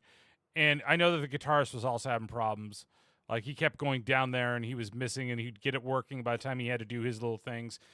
So there was just something off about it. Maybe it was an off day. It just didn't sound right to me with everything. So, and then we saw fucking Devil Driver. And this was my favorite set of Sunday. I fucking love Devil Driver. I love Des Fafara. And he's finally back after having all these health issues. And he sounds great. He's not 100%. He was losing it towards the end in a couple of the songs there. And I saw a video of him where he was practicing the set list like he did it 4 times in a row to make sure that he was ready to do Aftershock, because this is one of the first shows back of them actually starting to tour. And I hope they come back and tour around here, because I will go to this fucking show and see them as a headliner. And so this pit that's here, that you've got here, this is starting during the first song. This pit continues, and it just got bigger. And this Scott and I are on the outside of this pit. And what was funny is there was a dude that had I think I called him Jonathan. I think it was a different dude, and he had a patch. He was telling, because in one of the videos he's like, dude, I owe you a fucking high five. You can find me. I'm gonna have this goat jacket, and it's gonna have a Gojira patch on the back of it, and make sure that I'll make sure I find you in this pit. He ran right by me to get into the pit, and he got by me and said, "Excuse me," and then that was it. And I tried to stop him to like give him a high five. So at the end of the video, I call his ass out, and I'm like, "It's all in jest, but you said you were gonna give me a high five, and you didn't give me a fucking high five, and you walked right by me. You even said excuse me to get by." So it was fucking cool. Like it was funny. I wonder if you saw him a second ago, because I even started recording the pit itself to see if I could see him as he runs by, because I noticed the long hair and everything that with him. But yeah, this pit kept going, and this pit would slow down when it needed to slow down, and would speed the fuck up when it needed to speed the fuck up, and it's still fucking going, and this is almost at the end of the set. I mean, it's like a 30-minute set, and it never fucking stopped. It was the longest pit that I had seen all day long, and everybody was fucking loving it. And the thing is, before the set started, it was like almost dead. There was almost nobody there, because everybody was in this piece of shit. I mean, in this moment, in this, I'm going to be constantly changing my outfit every 2 fucking seconds, to which even Samantha agreed with me that it was boring. She said, like, I zoned out because she did so many fucking costume changes that were up there. But these guys, oh man, it's so cool. And they played End of the Line. They played The Wretched. They played I Could Care Less. Like, they played songs that I was hoping they were playing more of the old stuff, and that's what they did, and it was great. Played Cows Over California. Don't even try that. She didn't change that much. She said she was changing every fucking song, just like she did. She always does. It's just fun to disagree. Oh, okay, wait. We have to go through this one, too. All right, Scott. We need the audition tape for your modeling. For Pretty Cold? Yeah, for Pretty Cold.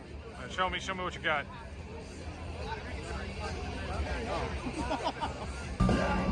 And then we saw Mudvayne.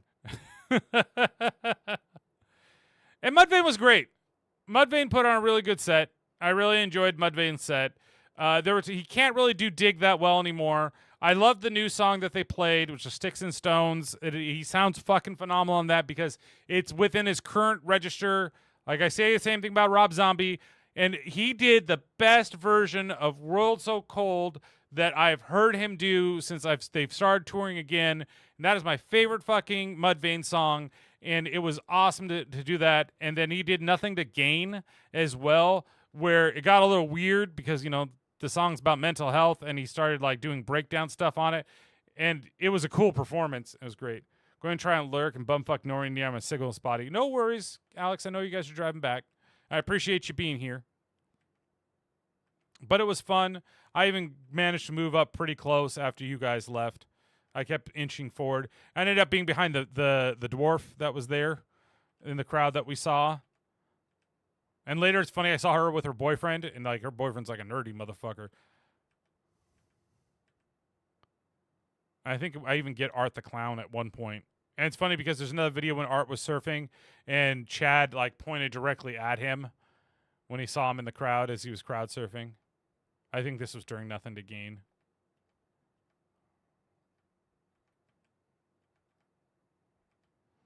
But I didn't record the end of it because I was like, oh, it's pretty personal. There's Art the Clown. That's him pointing at him. That was him pointing at Art there. I saw a lot of guys. I saw a lot of girls that were, their boyfriend, like, how did he end up with her? And then a lot of, how did she end up with him? And there was Link. Link's in the crowd going fucking crazy as well.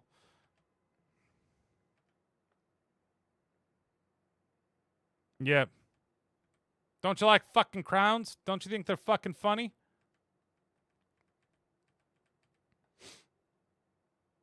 Mudvayne was great. Then we had Manson.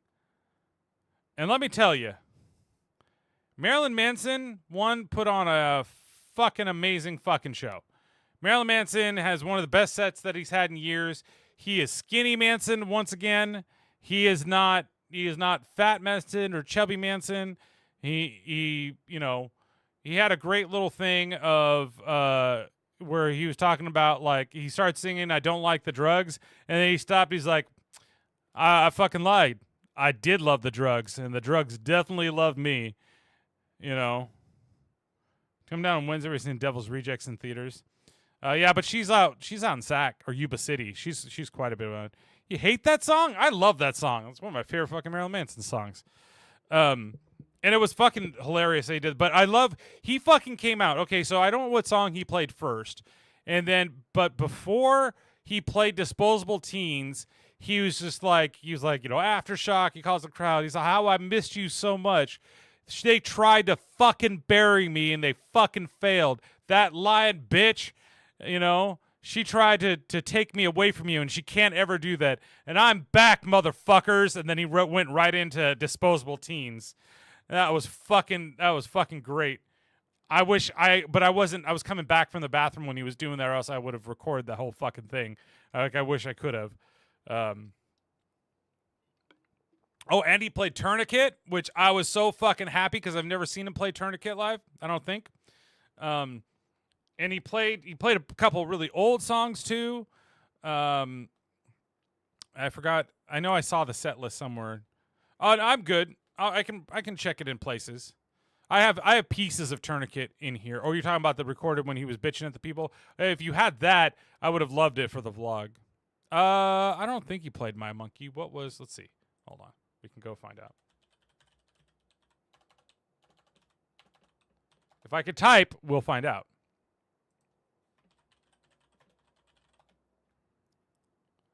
Yeah, Manson. Okay. Not If You Understand, Disposable Teens, Angel with Scabbed Wings, Tourniquet, Sacrilegious, This Is the New Shit. Mob Scene, I was so excited to hear him sing. And that's the one song I recorded. It's on that channel. The Dope Show. As Sick as The Secrets Within, Sweet Dreams, and The Beautiful People. That was the set. 11 songs. So, I think it was Sacrilegious. Those the one that was like one of the older ones. So from 96, we're going to go back to 96 and playing that song. So it's a great fucking set. Loved it. He sounded great. He looked great. They got in replace of the guitars, they have a female guitarist. You can't listen to that As Sick as The Secrets Within anymore without my spot played so much you just skip it.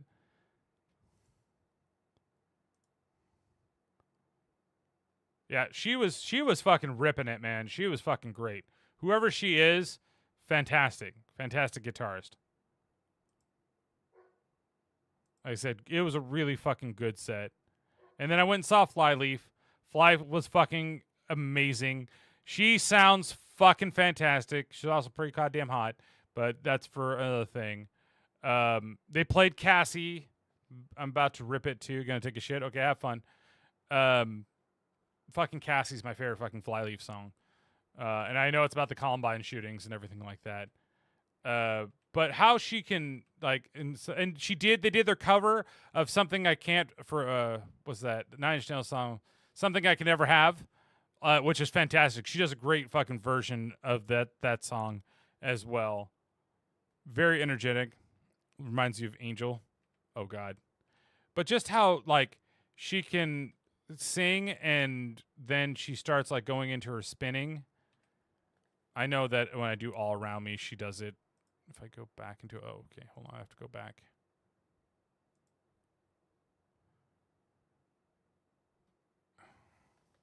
Maybe she just did it.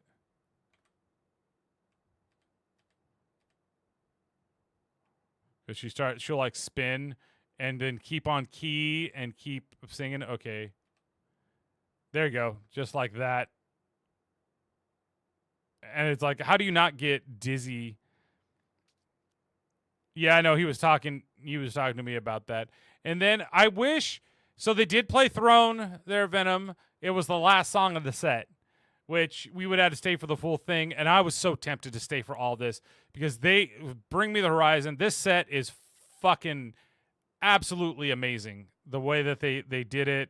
Yeah, I figured they were going to too. But they did play Spirit, and I love Spirit as well. So I got to hear one song that I really liked of theirs, but I would have loved to have seen. I know, but I wanted to go have In and Out, and I didn't want to wait forever. I also didn't want to get stuck in traffic, with the whole thing. I didn't want to stay for the whole set and make you guys just wait around.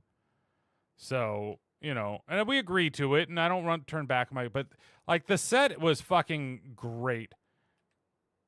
And, the flames and everything. Flames at the side of their face.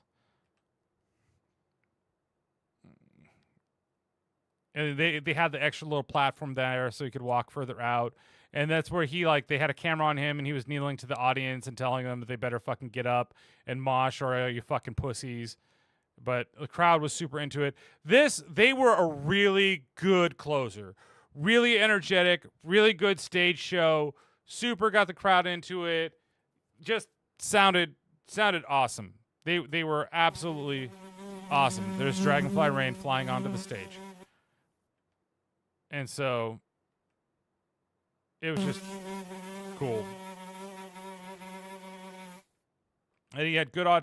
And I think they even brought in somebody from the crowd to sing with them later in the night too that we missed. But they sounded great. And they really made me want to stay because the performance was so good. But there we go. We have fire over here. I can show you some flames. There's some flames going up with everything. There's a fire, and the fire is good. So many bands used fire, and they had to keep warning people on the app. There's going to be fire used. There's going to be fire. Like, okay, are you freaked out by it? I don't know. It is what it is. And I guess on this track they had other rappers and stuff, and they were using them on the stage on the side. And then this was us walking up and out of there one last time, and we made a bet to see whether or not the Jesus Freaks were out, but they weren't out that night. We just had all the hot dog people, so the last time with the hot dogs, and then we had all the cool little. These are all the bikes, these assholes that wouldn't pick me up last time. But we had the coolest one there, Uncle X-Files, because Santa Claus was leading the way. Santa Claus and Jack Skellington that you could ride in there. So, yeah, they were too tired. Well, it's the Lord's Day, so they're not able to work. So, all the other stuff. And then I get, there's Sam and Scott. And even here, we went down in there. I told you we're going to goddamn In and Out. Didn't believe me. Yep, didn't believe me. So, and then this is just the last 24 minutes of a recap. I totally would have ridden that one. Yeah. So that was Aftershock, everybody. And of course, this thing's not working as well. So it was fun. My favorite day probably overall. That's a hard one. If I could combine Saturday and Friday into one day, I would. But I think Friday kind of takes the case because I got to see Norman do his thing. Deftones, I love. Perfect Circle, absolutely one of my favorite sets of the entire weekend. But then we had Devil Driver on Sunday. It was just a lot of fun. A lot of walking, a lot of lifting during a lot of stuff. And it was great. I felt I moved more on Saturday than I did Sunday. And I can actually find that out right now with everything. What did I get? I got something. The patient went solos and took a selfie. I got comments while we were sitting there watching this thing over here. Anyway, so let's look at my health app. And whereas today I did not move very much. So, so Sunday walked the least. That's 11,000 steps on Sunday. Saturday, 13,182 steps. Friday, 13,615 steps. And on Thursday, it was only 10,481 steps. So overall, I walked 10. I walked about 22 miles between all the days. So.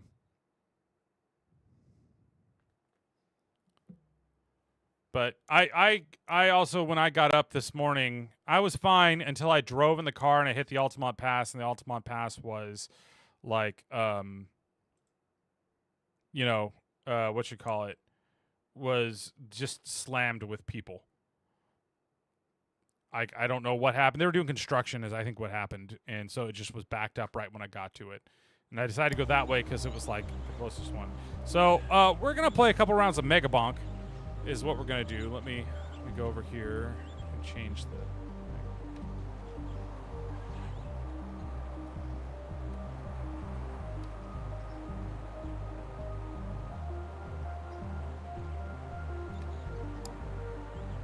You hit so much construction coming to Modesto on Sunday night too. Oof.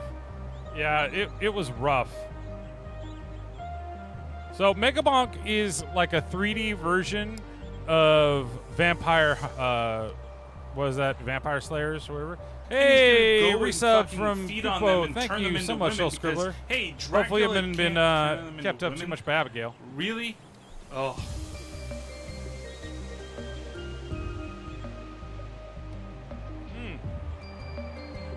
Hold on, before we get into this, there is one last thing that I have to show, and it's something that we missed on Sunday.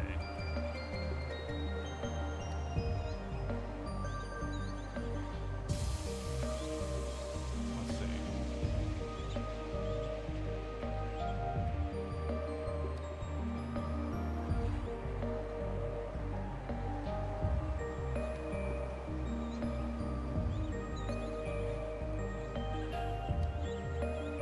Okay. All right. Before we go, I do need to show this one. Over the sub sound, I said hopefully Abigail's letting you sleep a little bit. All right, so this is what happened during Story of the Year set on Sunday. Ronald McDonald got arrested. They actually jumped into the crowd and got him. There's a better video that happened with it. And supposedly, according to this Reddit thread, it was a misunderstanding.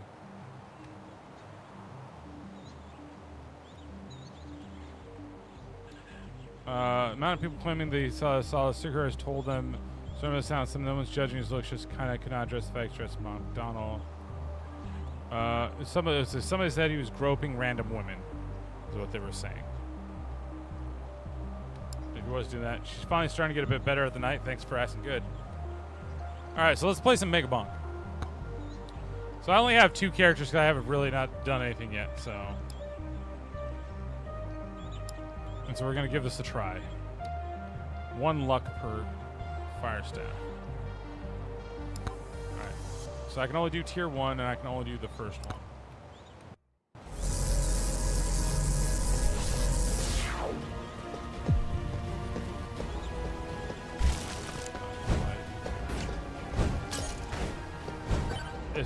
It feels a little weird.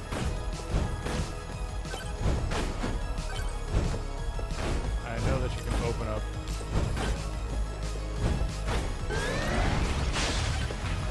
Oh shit.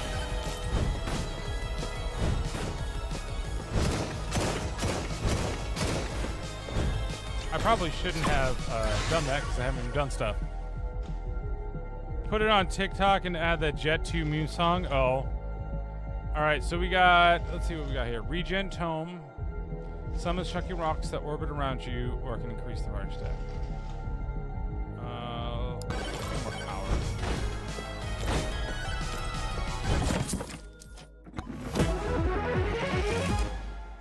Increases evasion. Oh, I'm getting my ass kicked. Projectile speed.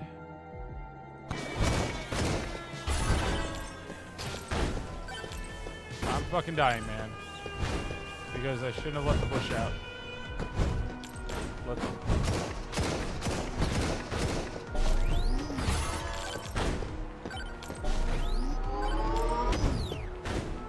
Okay, I know I'm supposed to get those. I'm just trying to run away from bush map. Oh fuck, there's bees now? Fucking bees.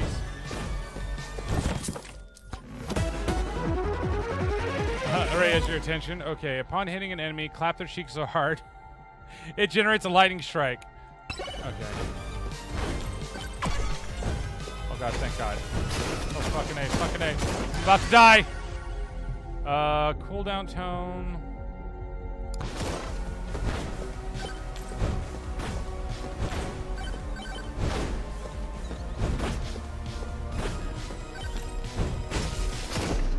Fucking A. I shouldn't have talked to the bush. I shouldn't have talked to the bush! Well, at least I got a new record. And 2 silver. Alright. Oh, and there's unlocks. Let's see. Tomes. So these are the tomes that you can get.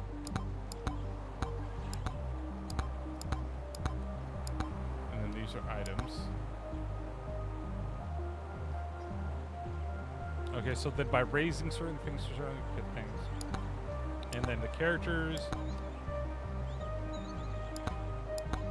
So you have to buy a weapon. I mean, I only have 2 silver though. I can't buy it till I get more. Okay.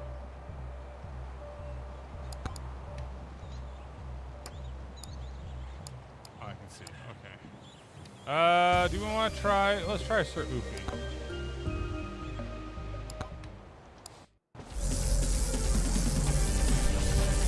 Okay, so I know that I've seen some people play this. It's one of the reasons why.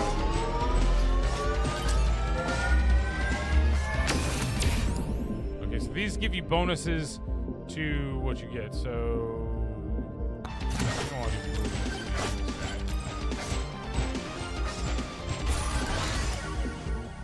knockback tome. Okay, this is actually.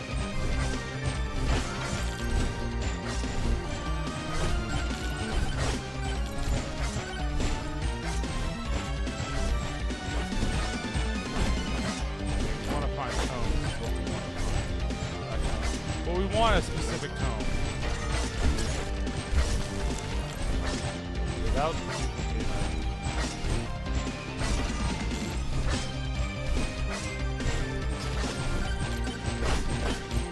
and then a swarm comes every so often.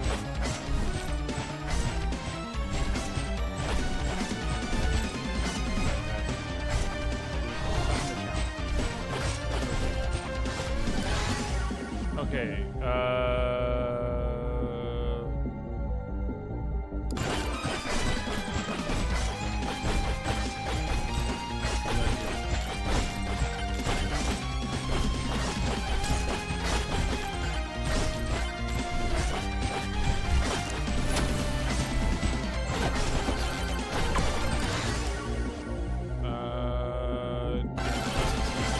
really kind of want a second weapon.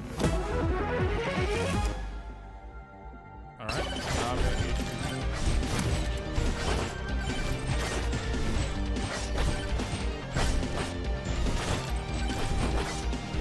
this guy is slow.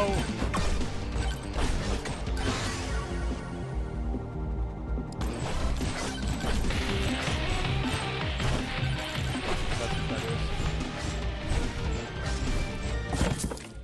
Some of the camera seems like it's a little slow there. I might need to change that. Reflecting incoming damage back to the attacking game shortened. I don't have to open this one up. Increase max HP, okay.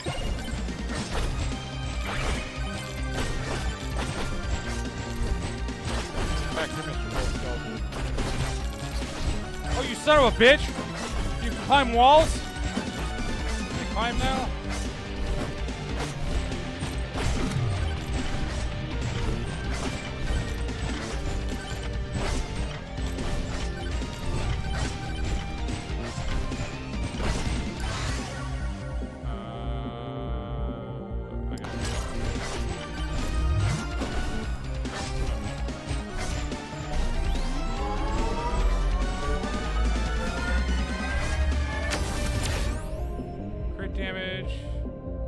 This spawns more mobs.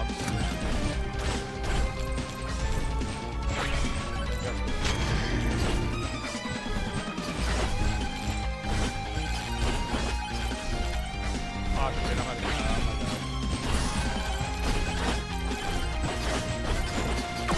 oh god, oh god. Oh god, oh god, oh god.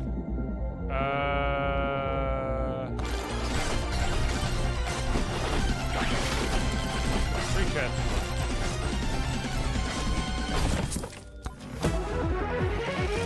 Man, Desiree is obsessed with Raina Huang. What movie? Ooh, Dark Crystal is playing on Sunday and Monday? That is my favorite. 40% chance of poison hit. He's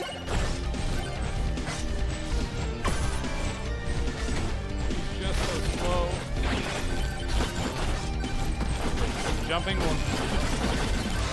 Oh god. Oh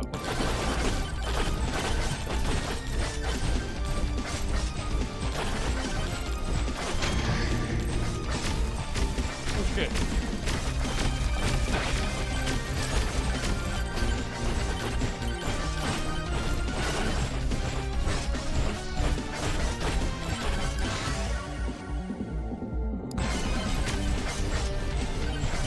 Technically, I have it.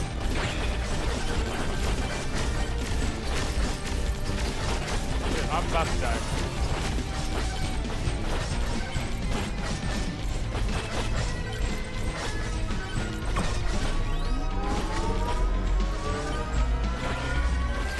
Damn it! There was no time watching old movies in theaters. Maybe him skill issue. Okay, this is tier 1, and I am sucking ass right now.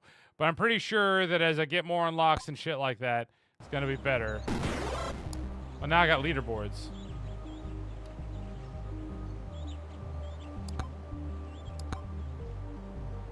Oh, so this is...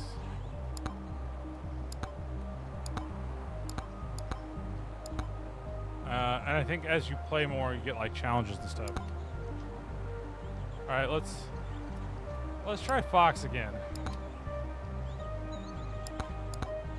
So I have to beat tier 1 to do it. And I'm having problems even beating tier 1.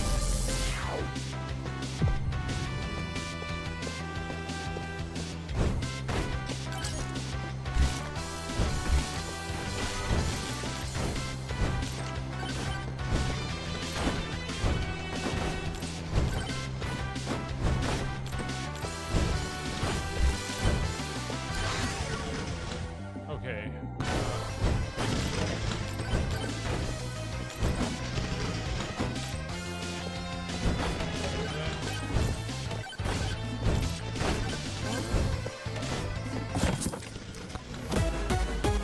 Oh, I got a gold.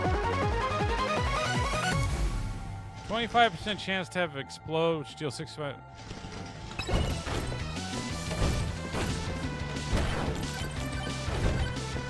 I know there are also like magnets around the map. That guy will sell stuff.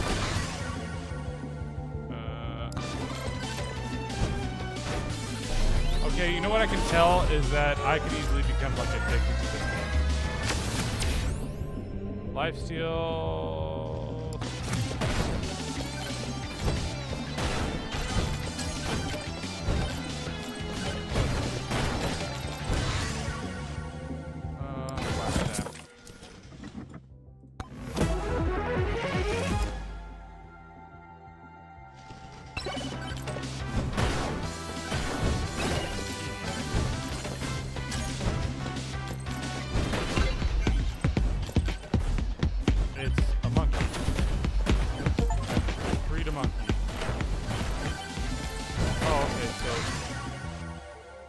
Silver gain, gold gain, size gain. I mean, are any of these actually any good?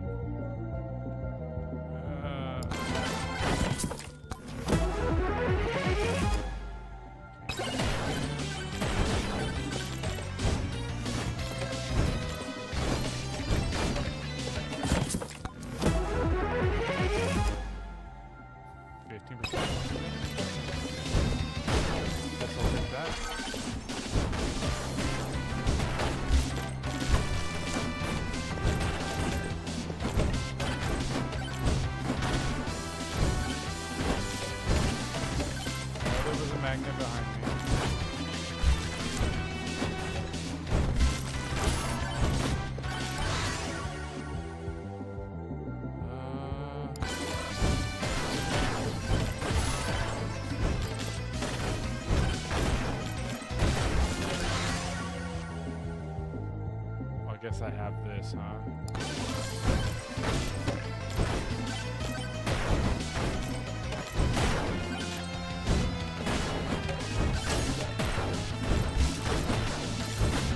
I really need to find one of these lines. Not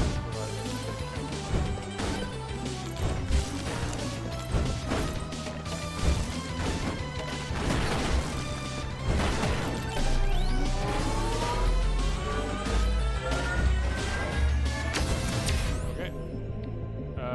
Evasion, pickup range. Let's do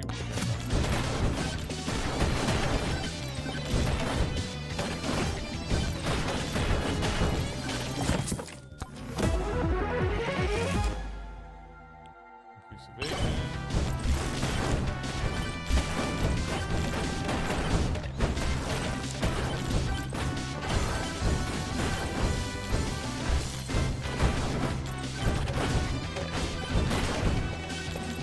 Might have moved.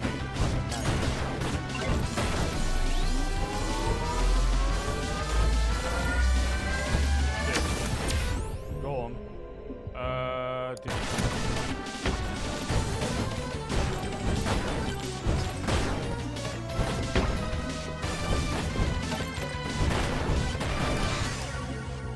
Oh, we got shield tome, precision tome, projectile speed.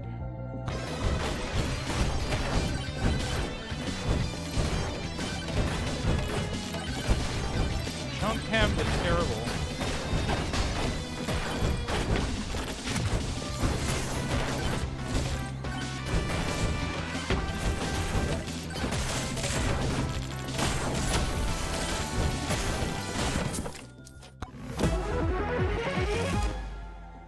Is it?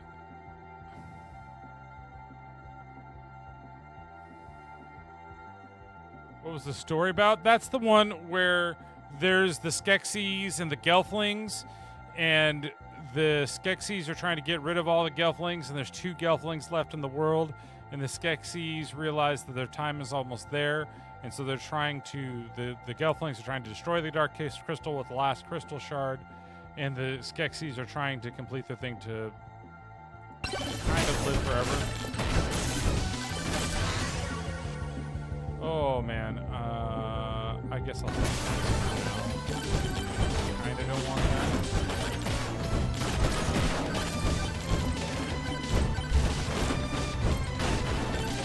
Yeah, there actually is a lot of really cool cosplay of I would love a magnet.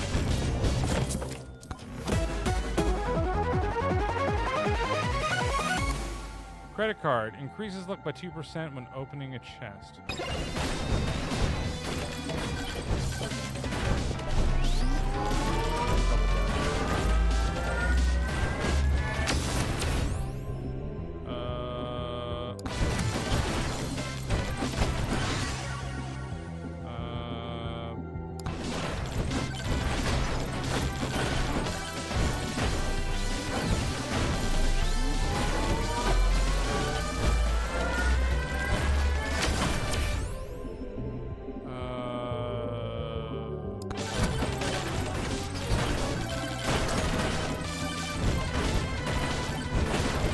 Remind me of stuff I've been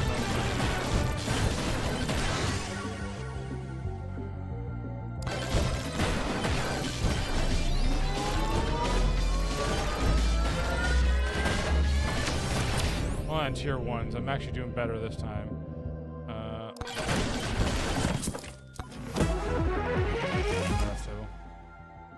Yeah, and Alex is better competition.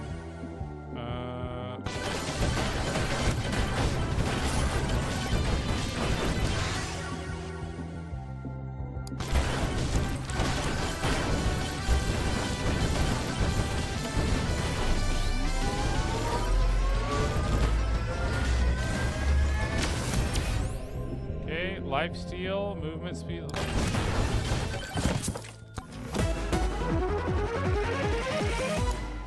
Golden shield, extra gold when taking damage. Okay.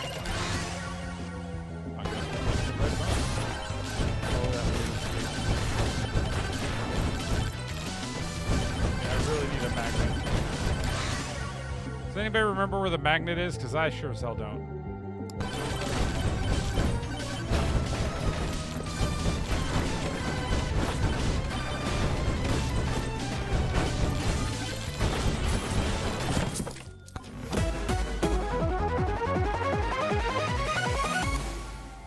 Slurp gloves. Cast blood magic upon hitting an enemy, damaging nearby and healing yourself.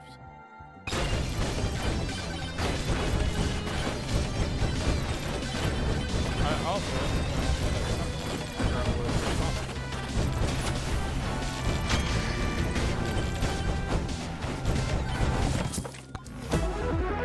nope, yeah, I didn't think so. Boss portal. Found the boss portal.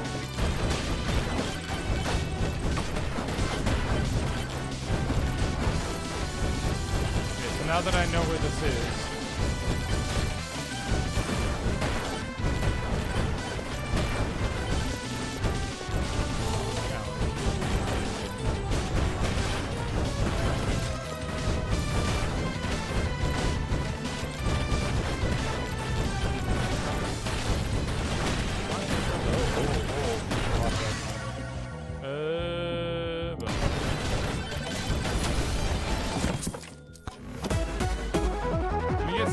I'll probably play it in Japanese.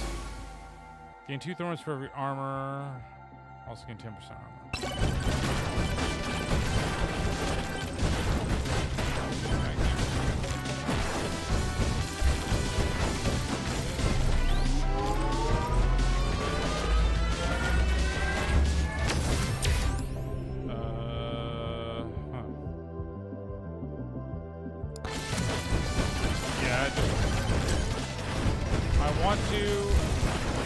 I was actually looking at it maybe for today, but I know what I was going to talk about mostly today.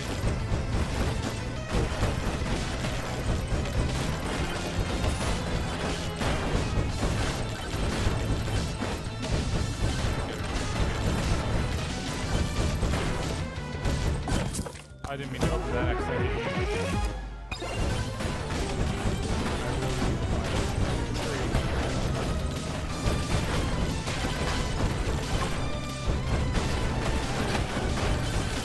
Oh, holy shit.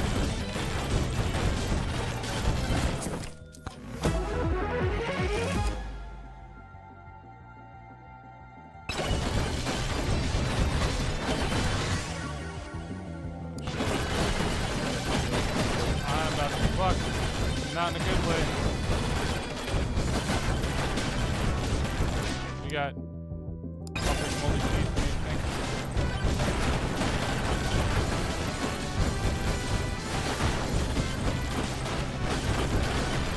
Oh, holy shit!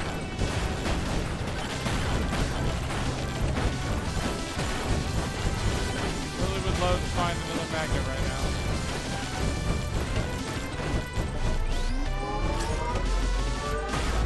Did it climb now?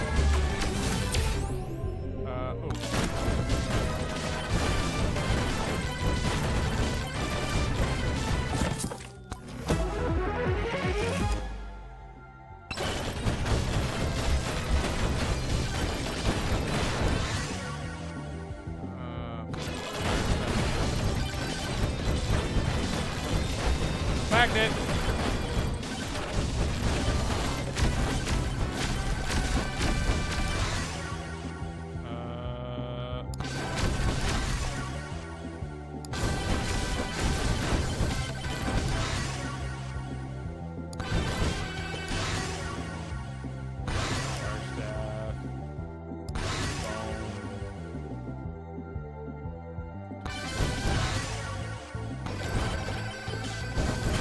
I've left a lot. 27% chance to stack a blood mark when hitting an enemy. I don't know what blood mark does. Plus 2 chances to spawn Borgar. Why would I want that? I don't even know who the fuck Borgar is. Now I think I could take on that pussy, that bush.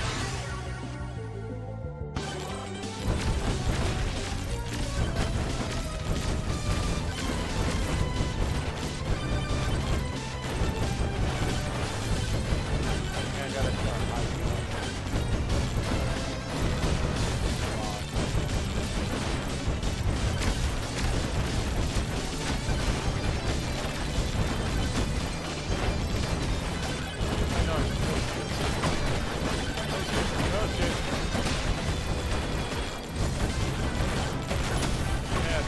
bitch. You stone, bitch. Charging into a shrine, return to healing zone also spawns 2 extra charge shrines for features.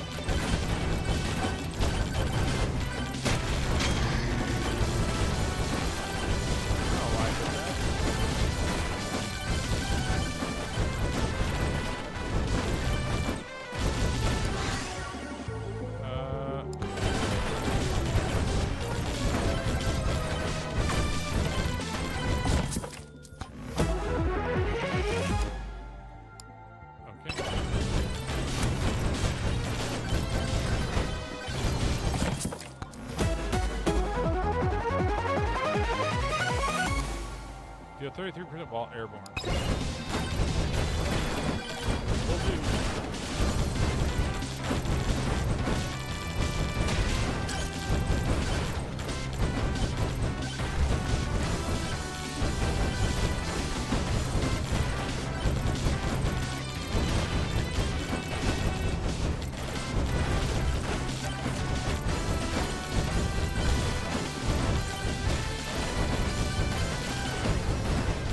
Spawn the bot. Oh, hey, you're an ugly motherfucker. Oh god, this is the last one. This is like the unending.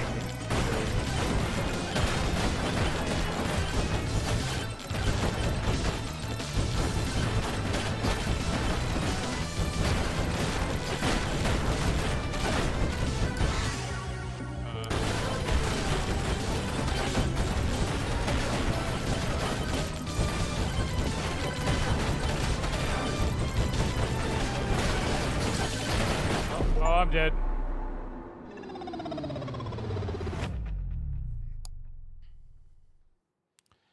Maybe him skill issue. Well, that's 2 new unlocks. I found Monkey and Forbidden Juice. Crit 100 times.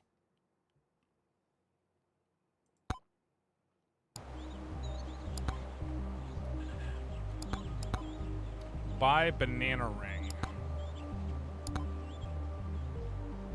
I don't know. Okay, tomes. What do I have to? Banana ring. Find the hidden banana. Okay, so I have to find that to be able to open and unlock it. Okay, instead of just doing this for the rest of the night, I'm just going to call this here. Because I am getting tired. And I know that this is a game that I could probably play for a long ass time. But thank you guys for joining tonight. Thank you for going through my little memories and everything there.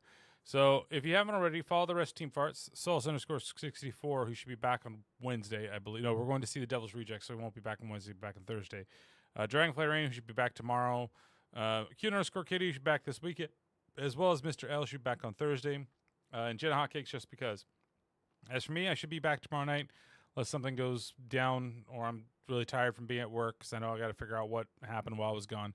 And with everything else, thank you guys again so much for watching. Check out the channels. If you want to watch all the other stuff that's there, go to the Chulbert YouTube channel.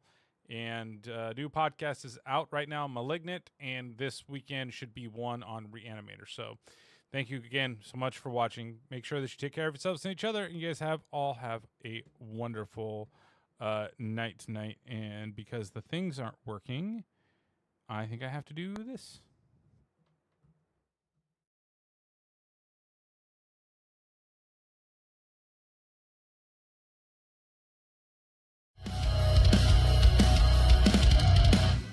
Why must you argue with me? Can't you see I've surpassed death? Only the painting of me, my friend, reaches with the last of every breath.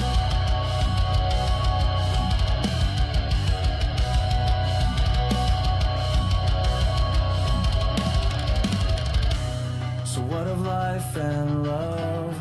Who really needs that chain? As long as I can live forever, I will never have that pain. Do you think it's not your own? Just look at your name you signed. While the portrait begins to fade, I will last till the end of time. Was my life really worth it all? Did I cause them that much pain? Can I live with these lies again? My resolve is so strange.